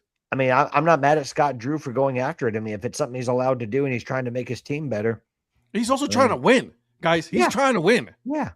But I mean, I'll put it this way. If Scott Drew didn't do it, someone was going to. Yeah, so somebody was going to be mad at him. He was just bold enough to say, pursue it. Fuck it, let's do it. Probably Will Wade. You what? Probably Will Wade. And again, Tom Izzo, Calipari, those are the two coaches that should not be talking about this. Will Wade's just mad he wasn't the first one to do it. Right. He's like, damn it, I should have thought about that one. That's actually pretty good. Will Wade's never had a problem with breaching rules. That's all. Rules were just suggestions to him. Donnie, I don't disagree with you. There is a massive issue with NIL, but I don't think NIL is the biggest problem. I think the transfer portal is a bigger problem. I think governance is than NIL. I think it's the lack of governance, because we went from one extreme to the other, and you went from where NCAA had all the power, and now it's like now the players have all the power, and it needs to be somewhere in the middle. And also the coaches need to be held accountable as well. Just because you sign a contract and then all of a sudden you got something else, a little sweet deal somewhere else, you can just leave whenever you want. No, dude, honor your contract. If you have a problem with a student going to another college because they're getting more money, you shouldn't be talking about that. You got other college coaches saying, hey, example, Lane Kiffin, no offense, took more money to go to LSU. Yep. So, well, at the end of the day, and you've got 6 LSU assistants coaching in the Sugar Bowl. At the end of the day, the coaches are judged on wins, so they're going to do whatever they have to win. Yeah. Now that there's money in the college game, the expectations are only going to continue to elevate. Yeah, absolutely. And I feel bad. And Eric, I know that you kind of went on this a little bit. It was either last week or the week before, but these smaller schools that, that are losing players and losing entire, like JMU, James Madison losing like the entire starting 11, and in North Texas basically losing every player of note that they had. I mean, well, they went out winners though. They did, but at some point you wonder, it's like, as a small school, it's like, do you just give up because you know you're only going to get to keep players for a year and then you got to start it all over again? Maybe not, but James Madison's actually a good example of this, because look at the year when Signetti was coaching them. True. He goes to Indiana. That team gets rated. They've reloaded. And it's almost like a cycle for them. I mean, there have been teams. There have been a group of 4 teams, or Power 5, group of 5, whatever it's called, teams that, they reload. They still have quality players. They still find quality players. Yeah. And I think South Florida is going to be one of those teams too. I really do. South Florida is a good example of that. But then honestly, I think to me, it's levels at this point. Like, yes, the group of the Power 4 teams are going to grab the best group of 5 teams. The group of 5 teams are going to grab the best FCS players. The FCS teams are going to grab the best D2 players. I think it's just going to be a cycle. Now, at some point, that's probably not sustainable. It's going to run out, but teams find a way to reload in the end, because as long as they have good coaching, good development, you're going to make some of these players. Yeah, good point. I see your point. He said, we all need to drop the name college. We can't control that. He said, you do it. You. Yeah, y'all need to drop the name college. Like, we can. He's not wrong, dog. Honestly, he's not wrong. We should just wait till ESPN on the bottom line has XYZ investment firm against diversified portfolio on Saturday. It's going to be all these damn corporate bullshit things. Damn, that's the Donnie Wise Bowl. DHC Investment Corporation. Hell yeah, bro. Listen, we're telling all the minor league teams what they need to do. When we get to that point, we're going to be like, yeah, so we're just playing by the same rules everybody else is playing with. So, Ed's going to put his money to the DHC Camels. They're all coming. We're just gonna own Campbell University. They have to run the Dad Hat Camels, all the alternate identities and everything. They have to run all that through us first. Is Mike saying I need to rename Boston College as Boston Professional now? Yeah, so it'll be Campbell University, Campbell, the Fine Camels of Campbell, presented by DHC Sports. So does that mean it's going to be called the Professional at Charleston? I mean, that's what it sounds like. Yeah. The pros of Charleston. Yeah. Mike is getting killed, but he's right though. He is right. No, I mean, he's right. But he's right. Yeah. But we will still make fun of it. Absolutely, Mike. Sorry, buddy. Yeah. So, yeah, I mean, okay, Sabbath. Yeah, Iowa State's another great example of that. So you not only got him to tell you how much he loves the Browns, you also had them beat your wife's team too. So that was a good weekend for Ed. Ed did not say a single word on Sunday at home. I find that very hard. Man, you better believe that if we were playing the Chiefs and we beat them, I'd be all over that. Brother. That's because you have a death wish. Yeah. I also wasn't going to say something, but we already passed 9 o'clock. We're going to fight with you and Shannon. I'm taking Shannon all day long and twice on Sunday. She's weak. No, I'm taking her all day long and twice on Sunday. You'll fall asleep in the middle of the fight. That's very possible. What is it going to be in a car? Maybe. You act like this dude can't sleep standing up. That's correct. Bro, I fell asleep today on the couch, and it was one of the best. If he has to wait too long for an ice cream helmet, he's going to fall asleep in line. Okay. This is couch naps. Couch naps is the best thing. Eric, I'm with you, dog. A good nap on the couch. Donnie and I had to pay for ours. I'm telling you, especially yours. Donnie and I get half the scoops, and we pay full price. Dude, I the same corner you fell asleep with. That's what I did the other day. Man, I took one of the best naps. I forgot that what time it was, what day it was when I woke up. Man, I fell asleep in that same corner. So, you know who has the same couch? Oh, good patch by USC. Anna DiTomaso. Does she really? Yeah. So, all right, Virgil. What else we got? So let's go to college football for a minute because I don't think we talked about this as this hire happened. Kyle Whittingham going to Michigan. I like that hire. Excellent hire. I at first did not like this hire. I did not think it. it made sense until I actually kind of sat down and looked at it more. Yep. Because I loved it from the jump. I was thinking kind of like, okay, is Whittingham? I thought Whittingham was kind of more on the older coach side, like he did not want to do this anymore. Mm-hmm. Because I mean, Utah, they had a good season this year, but I mean, they were slipping. And so I was thinking, I'm surprised. And that's the thing. Like I thought it was a force out. And like I said, Michigan just kind of like, it didn't seem like it fit at the time. Now, after kind of reading what happened at Utah, I'm like, oh, okay, it makes perfect sense. Yeah, because I thought he retired. I'm like, and now he's going to unretire to coach Michigan. He was forced out. He made it clear when he was stepping down. He said he wasn't done coaching. I mean, he was told that, bro, you need to go. I think they both needed a change of scenery. Yeah. So is this like the Tennessee Titans getting rid of Rabel? No. It's not that. Well, one thing I'll say about Whittingham. I mean, you look at what's the BYU coach name? Kalani Sitake. Yeah, he was a coordinator. He was a coordinator at Utah. So Whittingham's coaching tree is all around the country. Whittingham's given opportunities too. What a lot of people don't see is that Michigan needs a very safe, very stable coach right now that needs to clean house and correct what's going on. And Whittingham is actually the right hire for that program right now. You know, also what's a good hire too? Penn State. Matt Campbell.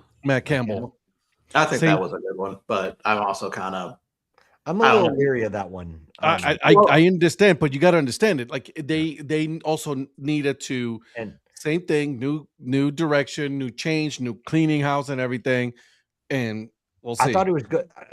They were similar situations for two reasons. I think that both Penn State and Michigan, when they were there, I started looking at it and I'm like, I thought everyone was gone. And I'm like, who in the world are they going to get at this point? And it almost looked like there was nowhere to turn. And then all of a sudden, Matt Campbell comes out of nowhere for the Penn State job. And so considering that I thought they had no options, to get Matt Campbell was a masterstroke. And Matt Campbell going from Iowa State to Penn State, I think that's an upgrade in coaching. Well, yeah. And then, Kyle Whittingham, regardless of what you think of Michigan, Kyle Whittingham. It's an upgrade. Michigan is still, in terms of resources, is a huge step up. I mean, they've been eerily similar in the last 20 years in terms of like average number of wins, number of 8-win seasons, number of like winning percentage. Like Whittingham's tenure at Utah and what Michigan's done over that same time span is almost like in lockstep. It's, if you look at them side by side, it's actually incredible. But I didn't know who they were going to go after, and for them to get Whittingham, I thought was just a blessing for Michigan for the same reasons, Ed. You were talking about. They were talking about like, what does Whittingham do when he's not coaching football? He goes home and he gets something to eat and he goes to sleep. Yeah, that's exactly the amount of excitement they want their head coach to have right now. I thought one of the funniest things that they said was he only follows 5 women on social media. They're all his family, and he hasn't posted anything in 12 years. And they said, "My head coach." Somebody said in the press, asked him in his press conference, "Do you hate Ohio State?" He goes, "I guess I do now." I guess I do now. Like he gives zero fucks. Yeah, he's like, I don't have any ties. It'll all be new to him. He will eventually, but he goes, "Yeah, I guess I do now." Yeah, I don't think he cares about that. I think the reason why he's there is not for the Ohio State-Michigan rivalry or any other rivalry. I think he is there to clean house, to make sure that that program becomes a stable program again. He loves to coach football. That's what Kyle Whittingham loves to do. And truly, honestly, listen, I'm not a Michigan fan, but I really do like this hire for them. If also.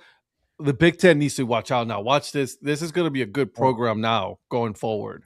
Someone pointed out something during that press conference, and I thought it was interesting. I'm like Ward Manuel, next time you're introducing a head coach, shake his hand. Oh my God, right? Because he extended a hand and he just completely walked away. I mean, I know that's like nitpicking and everything else, but I'm like, especially when you've been under like pressure yourself and you managed to get someone to come in, it's like, Ward Manuel, please shake his hand. I mean, if you knew you had 2 months left on your job because you're going to get fired after this whole Moore thing's going to come apart, would you shake somebody saying you're not going to see again after 2 months? Be a better man about it then. Well, that's the problem. He's not. That's true. Very clear he's not. True story. With Are you defending Ward Manuel, Virgil? Huh? Are you defending Ward Manuel? No. He's saying that he's not a good person and he would have not done that anyways. Yeah, well, listen, Kyle Whittingham, I think like he brings credibility and stability to that job. And to say that after what's transpired over the last month or 3 weeks is incredible. So, this is my problem with the Campbell hire. To me, why it does not make sense. Campbell or Whittingham? Campbell. Okay. When I said, because he has turned down better jobs than Penn State. So I'm trying to figure out why Penn State now. I think the writing on the wall was at Iowa State. No, they said he's from within 2.5 hours of State College. Yeah, he's from the area ish.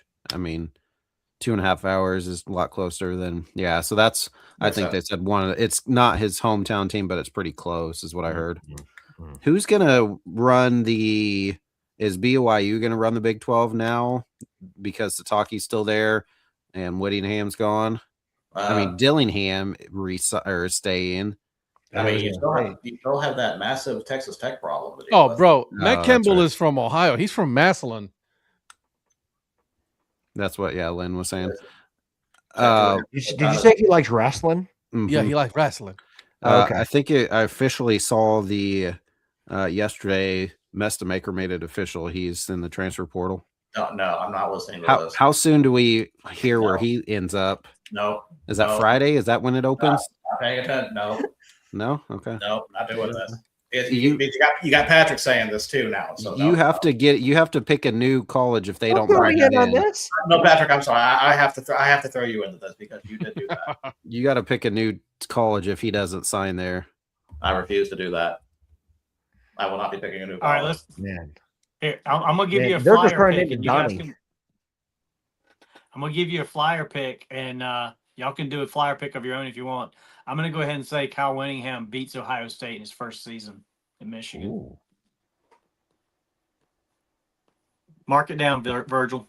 I will not. We'll revisit that next year. I think he lights a fire in that program, and I think somehow, some way, it may be a fluke.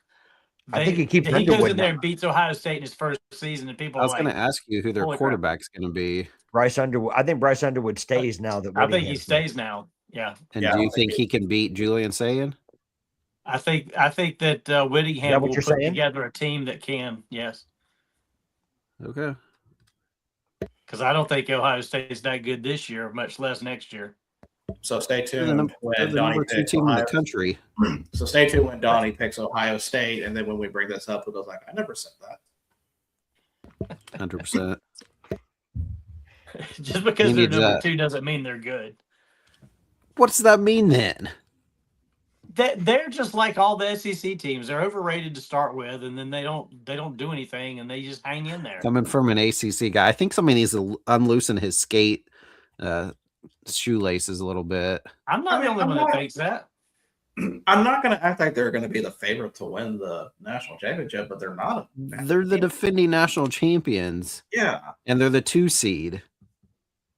Do you think they're going to lose tomorrow or Thursday to Alabama? Wait, probably not. Oh, yeah, sorry. I was thinking Indiana. Yeah. So Miami tomorrow then. Do you think Miami will beat them? Yeah, that's because you're an ACC homer. I don't think Miami will beat them, but I hope that they do. I don't think Ohio State will get past that game. Get past the next game, whoever that's. Which would be who? Would be Georgia Ole Miss, which I think they would easily pass that game. Yeah, I do too. Mm. Write it down, Virgil. Don't write it down, Virgil. Take a look at. Wait. verify something real quick just to make sure I have the right. The only Okay, Buckeyes I like are the ones JJ brought me in a box that I can eat. So that's Are those why I Buckeye got that. candies? Yeah, I've never had those. Oh, those are good. legit. Those are legit. Other news in college football. I usually don't talk about coordinator hires, but I thought this one was interesting. Chip Kelly going to Western. Chip Kelly is like he's in the transfer portal every season now too. Yeah. Listen, I looked up mercenary in the dictionary, and Chip Kelly's picture was there. This just seems like an odd. No, that was failed mercenary that you're looking at, not mercenary. Oh, I thought that was Garrett Riley. Oh, he's not. Riley's not a mercenary. He's not changing every year. He might now, but What? I thought you were going to say no. He's just failed. well, that's true. He has just failed. No, but no. But wasn't Chip Kelly was he the Raiders OC this year? Yeah. Yes. And he was at Ohio Goodness. State last year. Then he was at UCLA the year before that. Yeah, I mean, because he was the head coach at UCLA and then left to become the Ohio State was it offensive coordinator? yeah. So now he's going to be the offensive coordinator at Northwestern. Yes. I don't think that man wants to coach anymore, like be a head coach anymore. No, he doesn't. He has zero interest in becoming a head coach. He's like, no, I'm good I think being he an actually OC. could be a head coach somewhere. I mean, not a big school, but somewhere. Go back to Rhode Island. There's a place that I think he would really fit well at as a coach because he would fit the nature of this team and the culture of this team, and that would be UC Davis. Oh, Damn, I thought you were going to say Clemson. No. Virgil throwing haymakers today, man. He's been throwing a lot of them at me. Only threw one at you. A bunch at me. A bunch at you. I thought Donnie was doing that. Patrick throwing shade at Clemson. Dang. What are you talking about? So, Clemson. Who's not throwing shade at Clemson? Even Clemson's throwing shade at Clemson. Clemson's running back is throwing shade at Clemson. Chip Kelly at Clemson when Dabo gets fired. Wow. Inject that in my veins. Oh. You want to see Donnie go bald because he will be pulling his hair? Let that happen. Listen. Oh, Listen, we're gonna have to call. thing- Listen, we're gonna call breakfast takes, breakfast bakes because he's gonna be cooking that day. Oh my God. I'm just going to be like, I'm just here for the entertainment. Where's my popcorn here early in the morning? That's right. The only thing that would make him angrier is Garrett Riley to the Carolina Panthers as the OC. Jesus Christ. They can't Listen, be that I hope stupid. that. Listen, I hope that happens. No, Carolina is okay. They just need a better quarterback and an offensive lineman. So but yeah, no. No, I'm just No, Garrett Riley's gonna be the quarterback's coach. He's gonna work his way up to offensive coordinator. And then for coordinator news that only I care about, no one else does. Former Oklahoma State defensive coordinator Todd Grantham is going to UAB. Really? He's going to UAB. UAB. Wow. With Alex Mortensen. Yeah. I gotta get these part more. Todd Grantham used to be at Georgia. Yeah, so Grantham got fired only 4 games into his Oklahoma State tenure. So he's ending at UAB. Okay, because Todd Grantham used to be at Georgia. Yeah, it was. I may go down, see him at UAB, ask him what his Eskimo Joe's cheese fries order was. I'd like to give you my Eskimo Joe's cheese fries order. Virgil, the Yes. game on that Saturday is a night game. Yes. So I'm gonna meet you there early so we can go to Eskimo Joe's first. Oh, I thought that was already part of it. We haven't He's just talked about it. confirming. But, he fumbled through the end zone. I thought maybe that, and then I still never made Iron. I did not make Iron Monk the last time I was there. So Okay, let's do both then. It's that. Touchdown. Didn't I see that Ted Roof is going to Boston College to be Bill O'Brien's defensive coordinator? Yep. Yes, that also broke. We'll make sure to send pictures to Patrick. There's another failed mercenary. Yeah, I made a proposition. Listen, Eric, even if Virgil was going to take me, I'd just be a third wheel. Yeah. Proposition, Patrick. You what? I made a proposition to Patrick. If he shows up for baseball around the clock, I would take him to Stillwater. When? Monday or that Friday? I'm planning on staying like a little bit longer. I'm not staying. You're gonna have to. You're gonna have to. You can't leave the next day because you're not gonna have any sleep. So you're gonna have to sleep at some point. Yeah, I mean, don't worry about that. It's called a 30-day lease, Eric. Hey, really quick, and this is football related, but not NFL. UFL. Did you guys see the latest 2 hires in the UFL? Yeah, I was surprised by the Dallas one. Rick Neuheisel in Dallas, and Ricky Prohl, St. Louis. Former Panther, right? Ricky Prohl. Former Ram, St. Louis Ram, Ricky Prohl. Former Valiant Virgil. Former Valiant Virgil, Ricky Prohl. The only reason you go through Norman is because you have to pass through it to get down to like Dallas or Fort Worth. That's the only reason you go through Norman, because you don't have any choice. Yeah, cheese fries are not as good there. No. I hear the Stoops are good in Norman. The baseball stadium is way better in Stillwater than it is in Norman.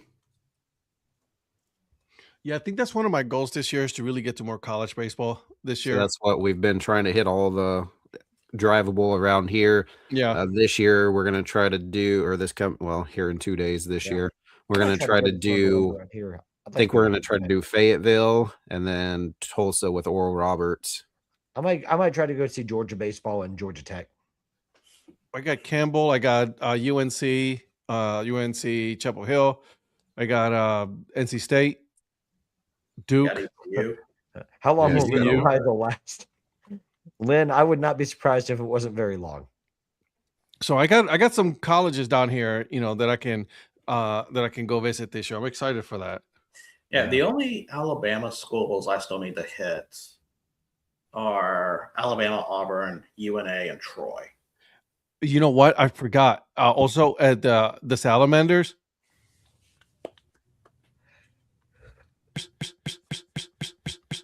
He's back, baby. Oh, yeah. Back headroom. Okay. Man, listen, he played some sick beats. I was waiting for you to drop some rhymes, Patrick. Like he was. Listen, I almost dropped 16. Okay, I almost dropped 16. Virgil, you haven't been to the Joe before?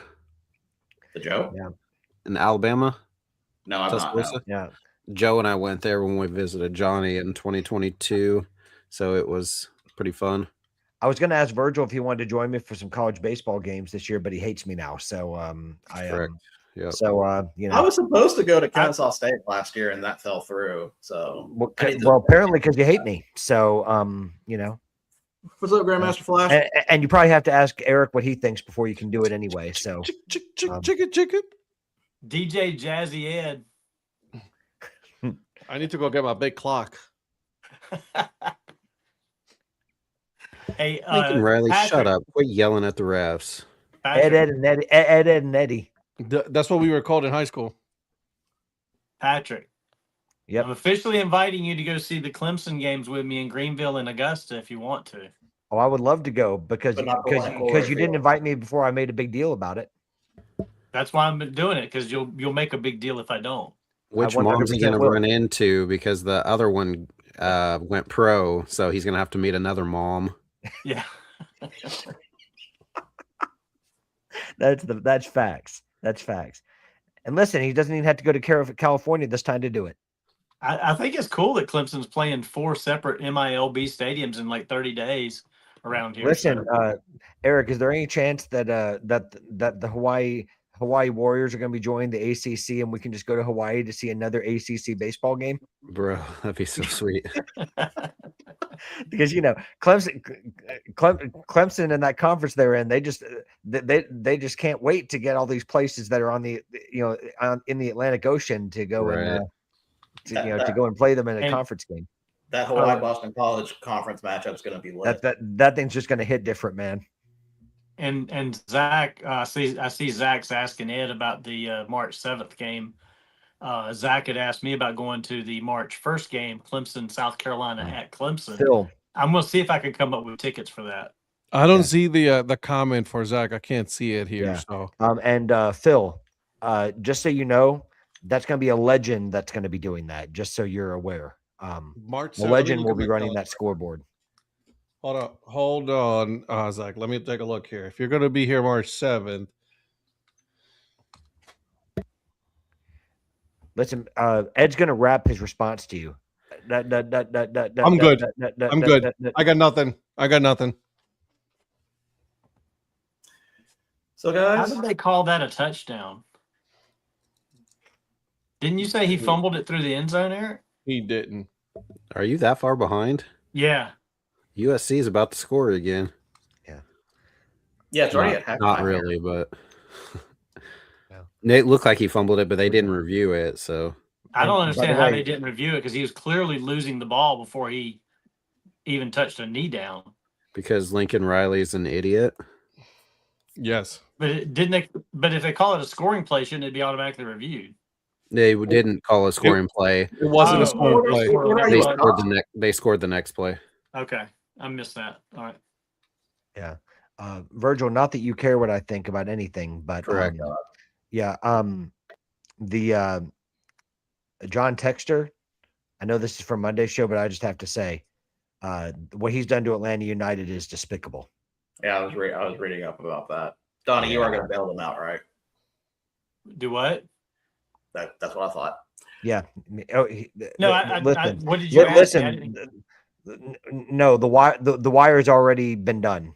I mean, it's that's so the country of Brazil is going to be thanking Donnie because they can bring in players in January. So well done. I only Donnie. think about soccer on Monday. It's Tuesday, so No, you don't. You talking about it? Oh, by the way, fuck I was Crystal talking about Palace. money. You think about money all the time. I don't know what you're talking about. You should have not said anything, Donnie. Fuck Crystal Palace, bro. here, let me get my money hat on. All right. Oh yes, sir. Yes, sir. That looks good. Dollar bill, y'all. Mm-hmm. Okay, Wyclef. My God. Wyclef Don. Wyclef Don. Don't say things like that ever again, please, guys. That's just wrong. Wyclef Don. Embarrassing. All right. See? Virgil hates me. I get it. What else? Not you. You're fine. What else? Let me see. We're still figuring things out on that, Lynn, by the way. Sorry. We got a ton of games tomorrow. Yeah, we on have a ton of Thursday. games tomorrow we're going to go over. So I don't think I have any other news to report that we haven't talked about yet. I know we dabbled about Angels being free of Rendon finally. Oh man.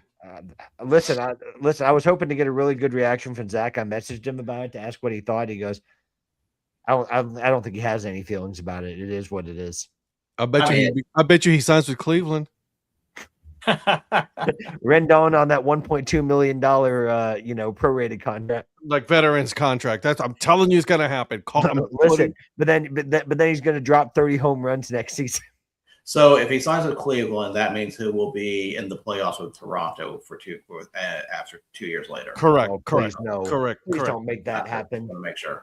Correct. That's exactly how that's gonna go. I don't want Anthony Rendon anywhere near my club. All right, guys, Now- you ready for some college picks? Now that he has his money and he's free, he might come across the border and just sign a cheap contract with Toronto. Is there such a thing as a cheap contract with Toronto? In Canadian dollars, yeah. Listen, they come for the loony dogs, okay? If you say so. They come for the loony dogs. All right, so we've got a few bowl games to pick. There's no NFL games since there's no Thursday game. Luckily, there'll be Saturday and Sunday, so we'll be doing those on Thursday. Okay. So the first game we already have is USC TCU. We've already gone over that. So our next game, and Ed, I already can see you rolling your eyes. The ReliaQuest Bowl. The Vanderbilt what? versus Iowa. The what? ReliaQuest. Quest. That's a thing? That is Yes. a thing. Vanderbilt is a 5.5 point favorite over under 46.5. Vanderbilt at 58.4%. I do not remember who I picked for this one. So my question is, what's going to happen with Diego Pavia with this one? Who I'm assuming cares? he's playing. He's playing. No, I know he's playing, but like, is he going to ball out or is he going to just, just not show up at all in a game, like because of what everything Yeah, has he been might going on. he might just go through the motion so he don't get hurt. Yeah. Protect his draft status that's non-existent. Exactly. His perceived in his own mind draft status. Oh no, Johnny Manziel starting a new league, and he'll be the first pick. Fuck Johnny Manziel. Moving on. I still got I to go with apologize. Vanderbilt in this one. Okay, I'm going with Vandy also. Ed. You know I'm gonna go Big Ten. Okay, even though you went with TCU in the first game. Eric. It's USC. Who cares about USC? Yeah, they're not a real Big Ten. They're not a team. real Big Ten team. Vanderbilt. Okay, Patrick. Vanderbilt. Okay. Next game, the Tony the Tiger Sun Bowl, Arizona State versus Duke. Duke is a 3-point favorite over under 49.5. Arizona State at 56.6%. I do not believe. Let me check and see if Levitt is actually playing or not. I don't think he is. I think he's already gone. Was he in the transfer portal, Sam Levitt? I think he was pretty much in the portal without saying he was in the portal. Mm.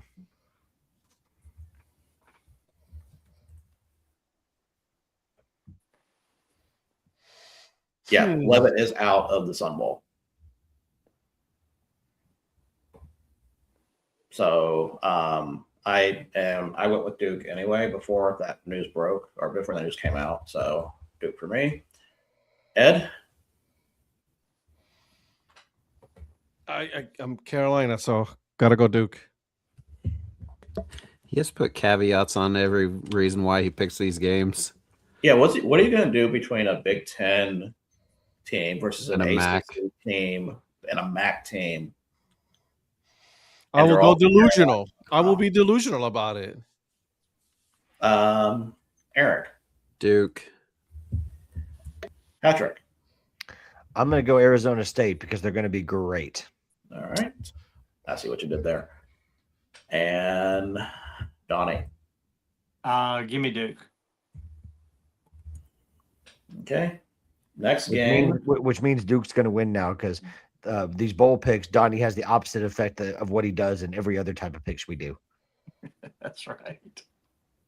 Next game is the rich people win those bowl picks. Cheez-It Citrus Bowl.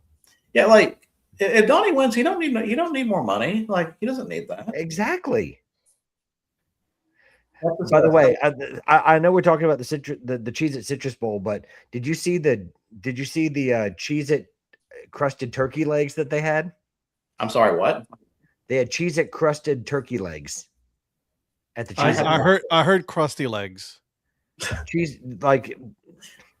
Sorry, that's what I heard. You don't want your legs to be crusty, no. I do not want crusty legs. No. But like it's like a Cheez-It crust on the or like breading on the turkey leg. Yeah, I think it sounds unreal. Yeah.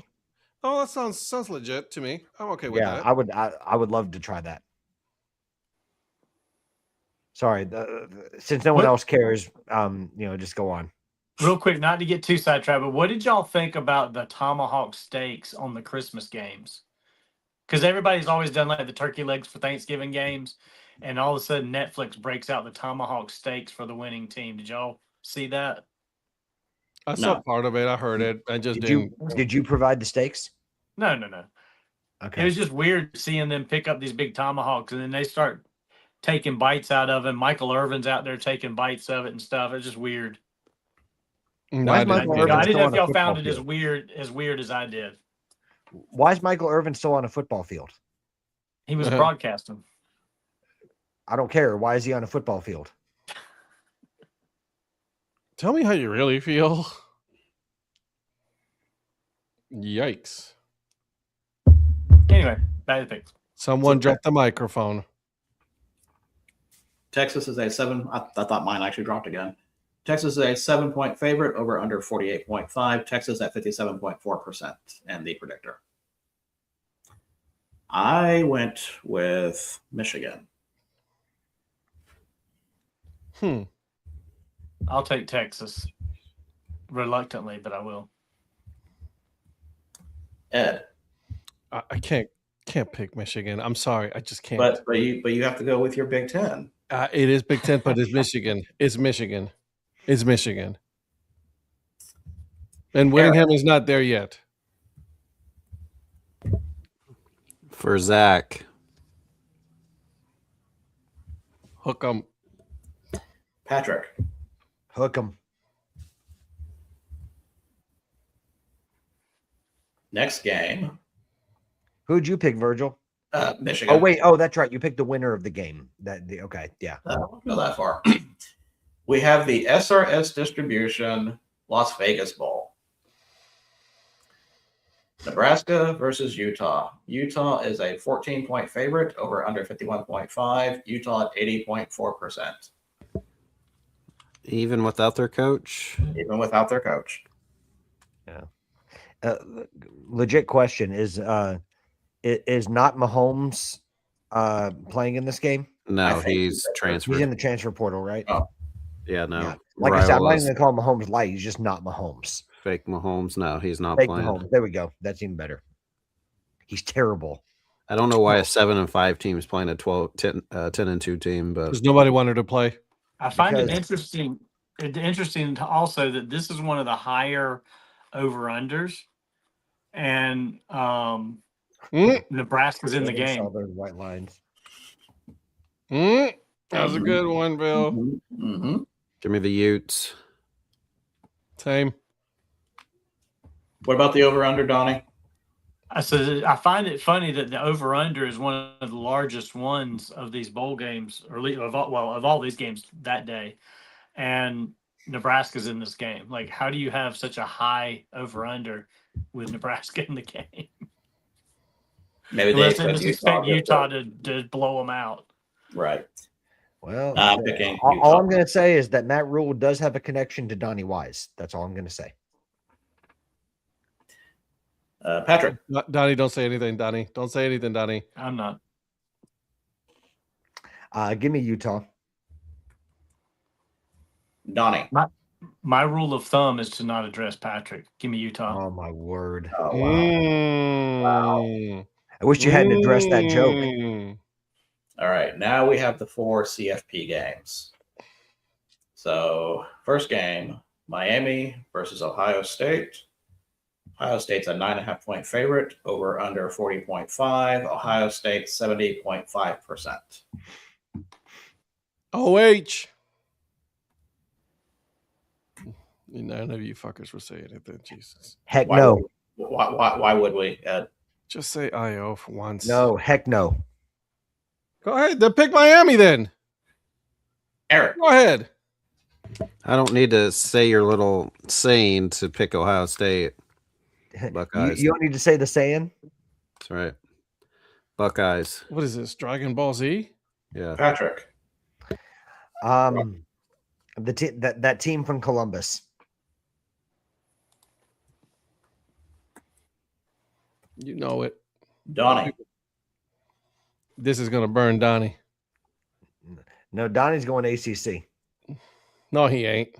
Donnie can't help it. He's going ACC because he's like After the so comment, good because after- Clemson lost to them. After the comments he made earlier when you were gone, Ed, he's going to be in a tough corner now. So see if he sticks to his guns. Yeah. Go ahead. Oh no, Okay.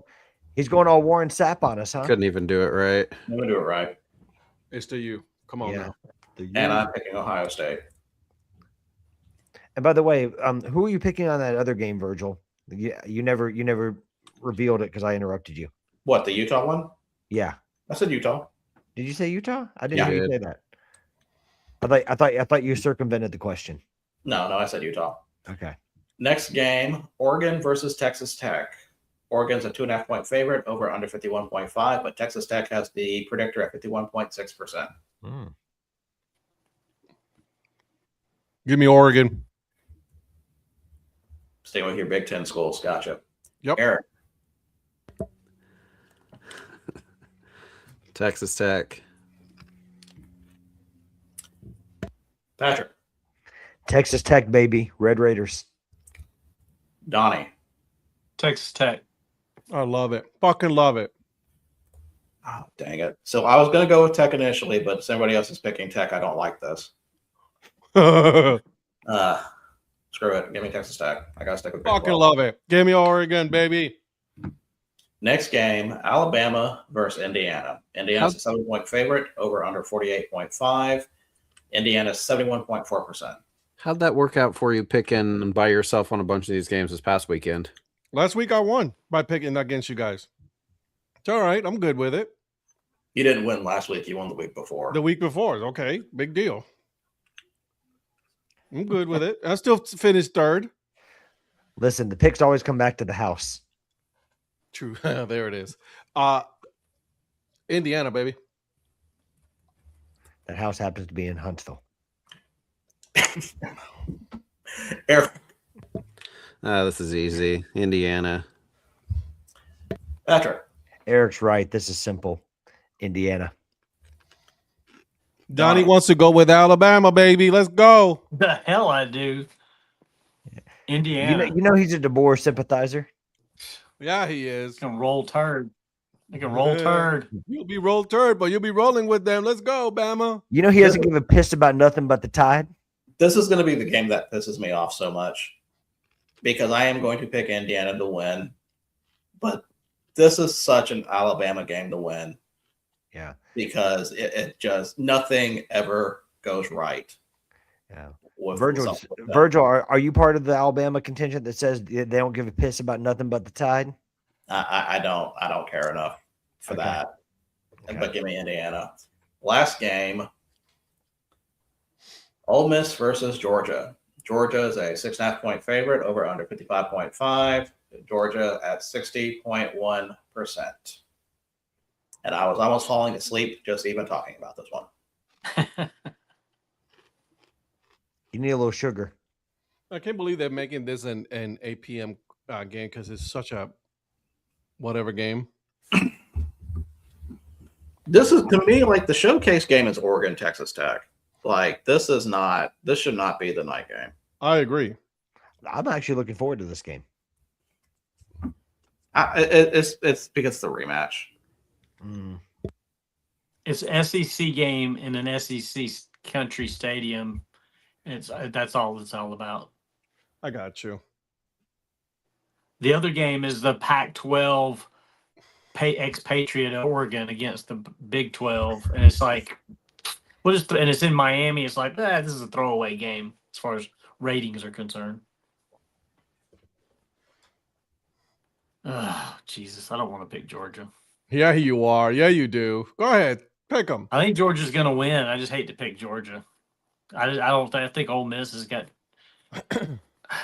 I don't know if they can pull it together with everything they've had going on. Shit. Didn't they just win last week? They won convincingly too. Against who? Tulane's not a bad team. They beat the ACC champion. Yeah, I was about to say there are some teams that they could go up against that I know they could beat. All right. I'm going to go Ole Miss. They're going to shock the world. Is that really shocking the world, though, as a 6th seed? It's not really that shocking. He acts like it's JMU beating him. Yeah, now, Donnie, did you pick this in bowl picks? Don't ask him to change it. I'm asking to change it. I just want to know how fickle he is. I don't know. I don't have my bowl picks in front of me. They're on my phone. I'd have to get off the screen to look it up. We don't want to do that because the last time you tried that, you ended the stream early. Ed. Yeah, don't do that. Georgia. Eric. Georgia. Patrick. Hotty toddy. I tell him that all the time, Michael. And I am going with Georgia. Virgil. Okay, that is it for Virgil. I the feel betrayed. Really? You thought I was going to pick Ole Miss after I picked Tulane? No, I did not. Not even in the slightest. That's what I thought. All right, that is it for Thursday's pick. So, of course, on the show Thursday, we'll be going over the rest of the bowl games, FCS final, Division III final. Yeah. The NFL games. And to make the NFL games easier to pick, because we know Week 18 is always unpredictable, I will bring back something I did last year for you guys: contract incentives. I like it. Wait, Donnie's going to write us a check? Yeah. Hey, let's go. I'm okay with that. That's all I've got. Donnie's like, what? Huh? Come again? Oh, that's right. No, Donnie does transfers. He doesn't write checks. No, I was looking at Michael's comments about me disappointing him by not picking Iowa. Is there anything else that we got to cover? Nothing else we have to cover, but since this is our last show of 2025, I was kind of thinking, what were your guys' favorite sporting moments of this year? I had no prep time. I just thought of this on the fly, so I apologize for dropping this. You know what? I'm going to say this for me. Seeing the Guardians win the Central Division when they had no business winning it, I thoroughly enjoy that. That was, and I was watching those games, and I was on a work trip watching those games, and I had a lot of fun watching them, come back and win the division. So that was, I called you in the middle of the workday, and you were at the bar. I was. My boss was there, so it was totally okay. Yeah, I know. I could hear your boss. Yeah. I know number 2 for you has got to be Wagon Wheel. Of course. Yeah. Finally get the hump out of the Akron, for God's sakes. Oh my goodness! Don't tell me that Mike and Donnie are aligned in hockey. Oh my word, bro. Well, I've got two moments, and one of them's hockey, but it's not NHL. So, for me personally, was the fact that the Charlotte Checkers made it to the Calder Cup, and almost won it. They lost it in Game 6. They were so close. And then right on the heels of that, the Fireflies within a game of winning the Carolina League. So both of them were losing efforts, but the fact that the Checkers and the Fireflies both were within a game or 2 games of winning their championship in their respective leagues is the best for me. Because I got to be at both of those playoff series as well in person, so that was even better. Let's see. But watching Palestine win a huge upset over Pakistan in South Asia Baseball Cup, Tehran, Iran in late May. Nice. Panthers beating on the Hurricanes. I'm glad I went before that. Yeah. Follow that, Patrick.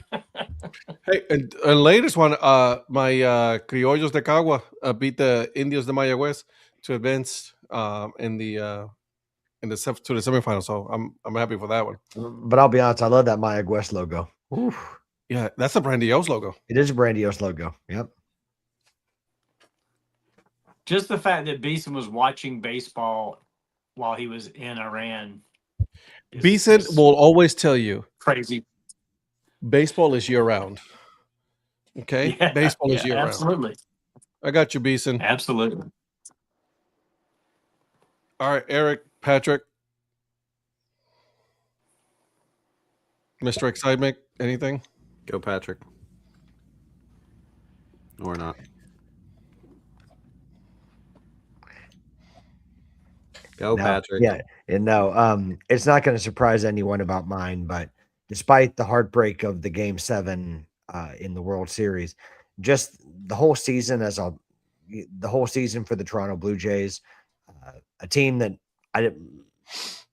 mid-season you wouldn't have expected them to make the run that they did, and to make it against the team, the best team in baseball, to make it to Game 7, even though they had chances to win it and didn't.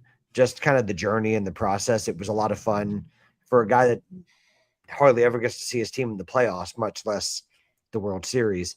It was it reminds you of why you love to watch sports, even with not winning the World Series championship. Yeah.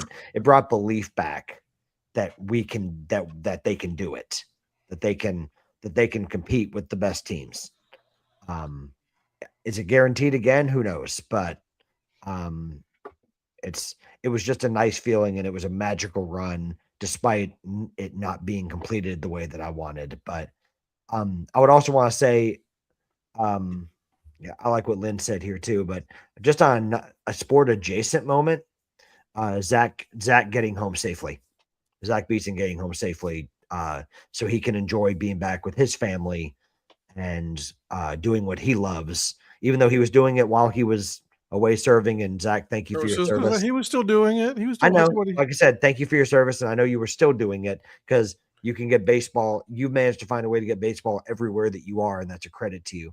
But just to see you back home safely and doing stuff with your kids and your, and with Sarah and everybody that you love, I thought was amazing. So those would be my moments for the year.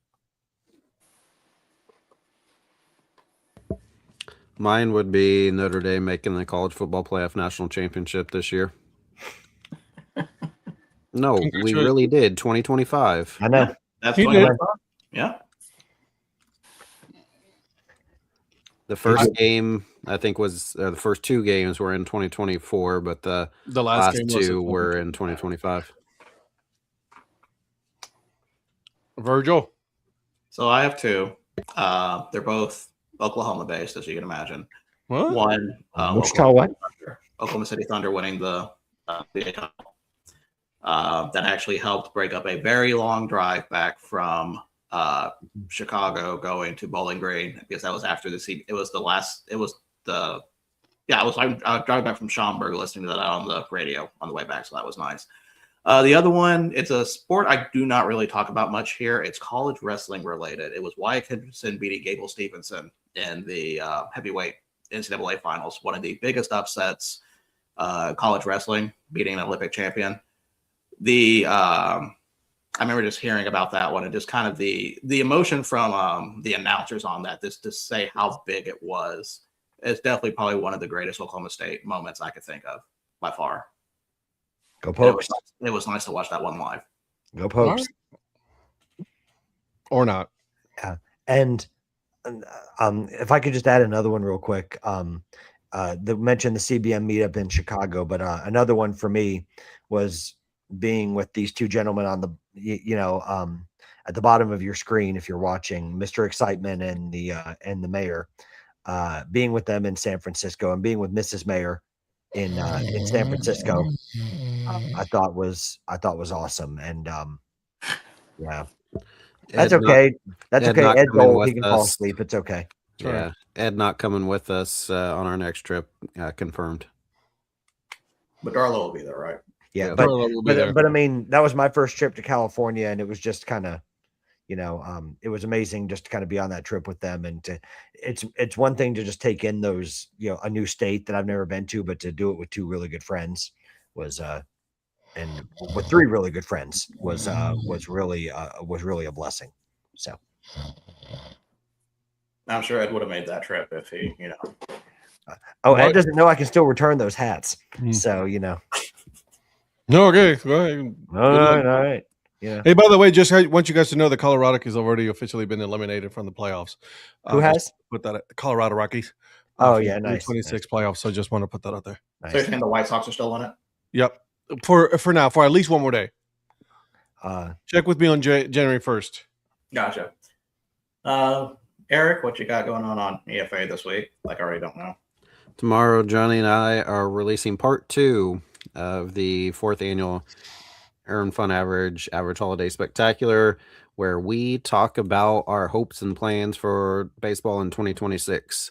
So we're finishing up the 2-part series, and everybody that's on there kind of has some plans of what they hope to be able to do and travel, see, whatnot in 2026. So that's the plan. So if you want to listen to that, you can hear where some of us may be going in 2026 to watch baseball. Very nice. Ed? This week, it was actually just a release of the breakfast takes. Nothing else. That's it. What was break even not good enough to be Uh, put out there? See, that happen now again? I'm looking for a new co-host for the there he is. breakfast mix. Looking for a new co-host. Just want to put that out there for breakfast takes. Just want to make sure. I don't think Was any of it- these guys are getting up at 6 a.m. Phil's Oh, in wait a North minute. Carolina. Who was on at 6 a.m. listening to you guys for your entire show And talking. on my day off?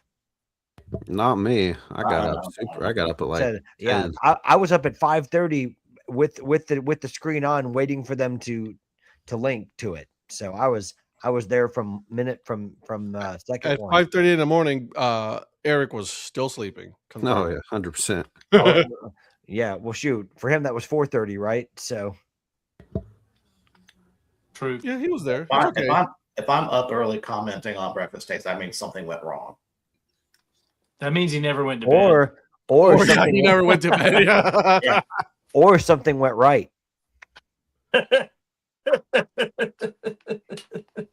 On that note, Ed, do you want to take us out?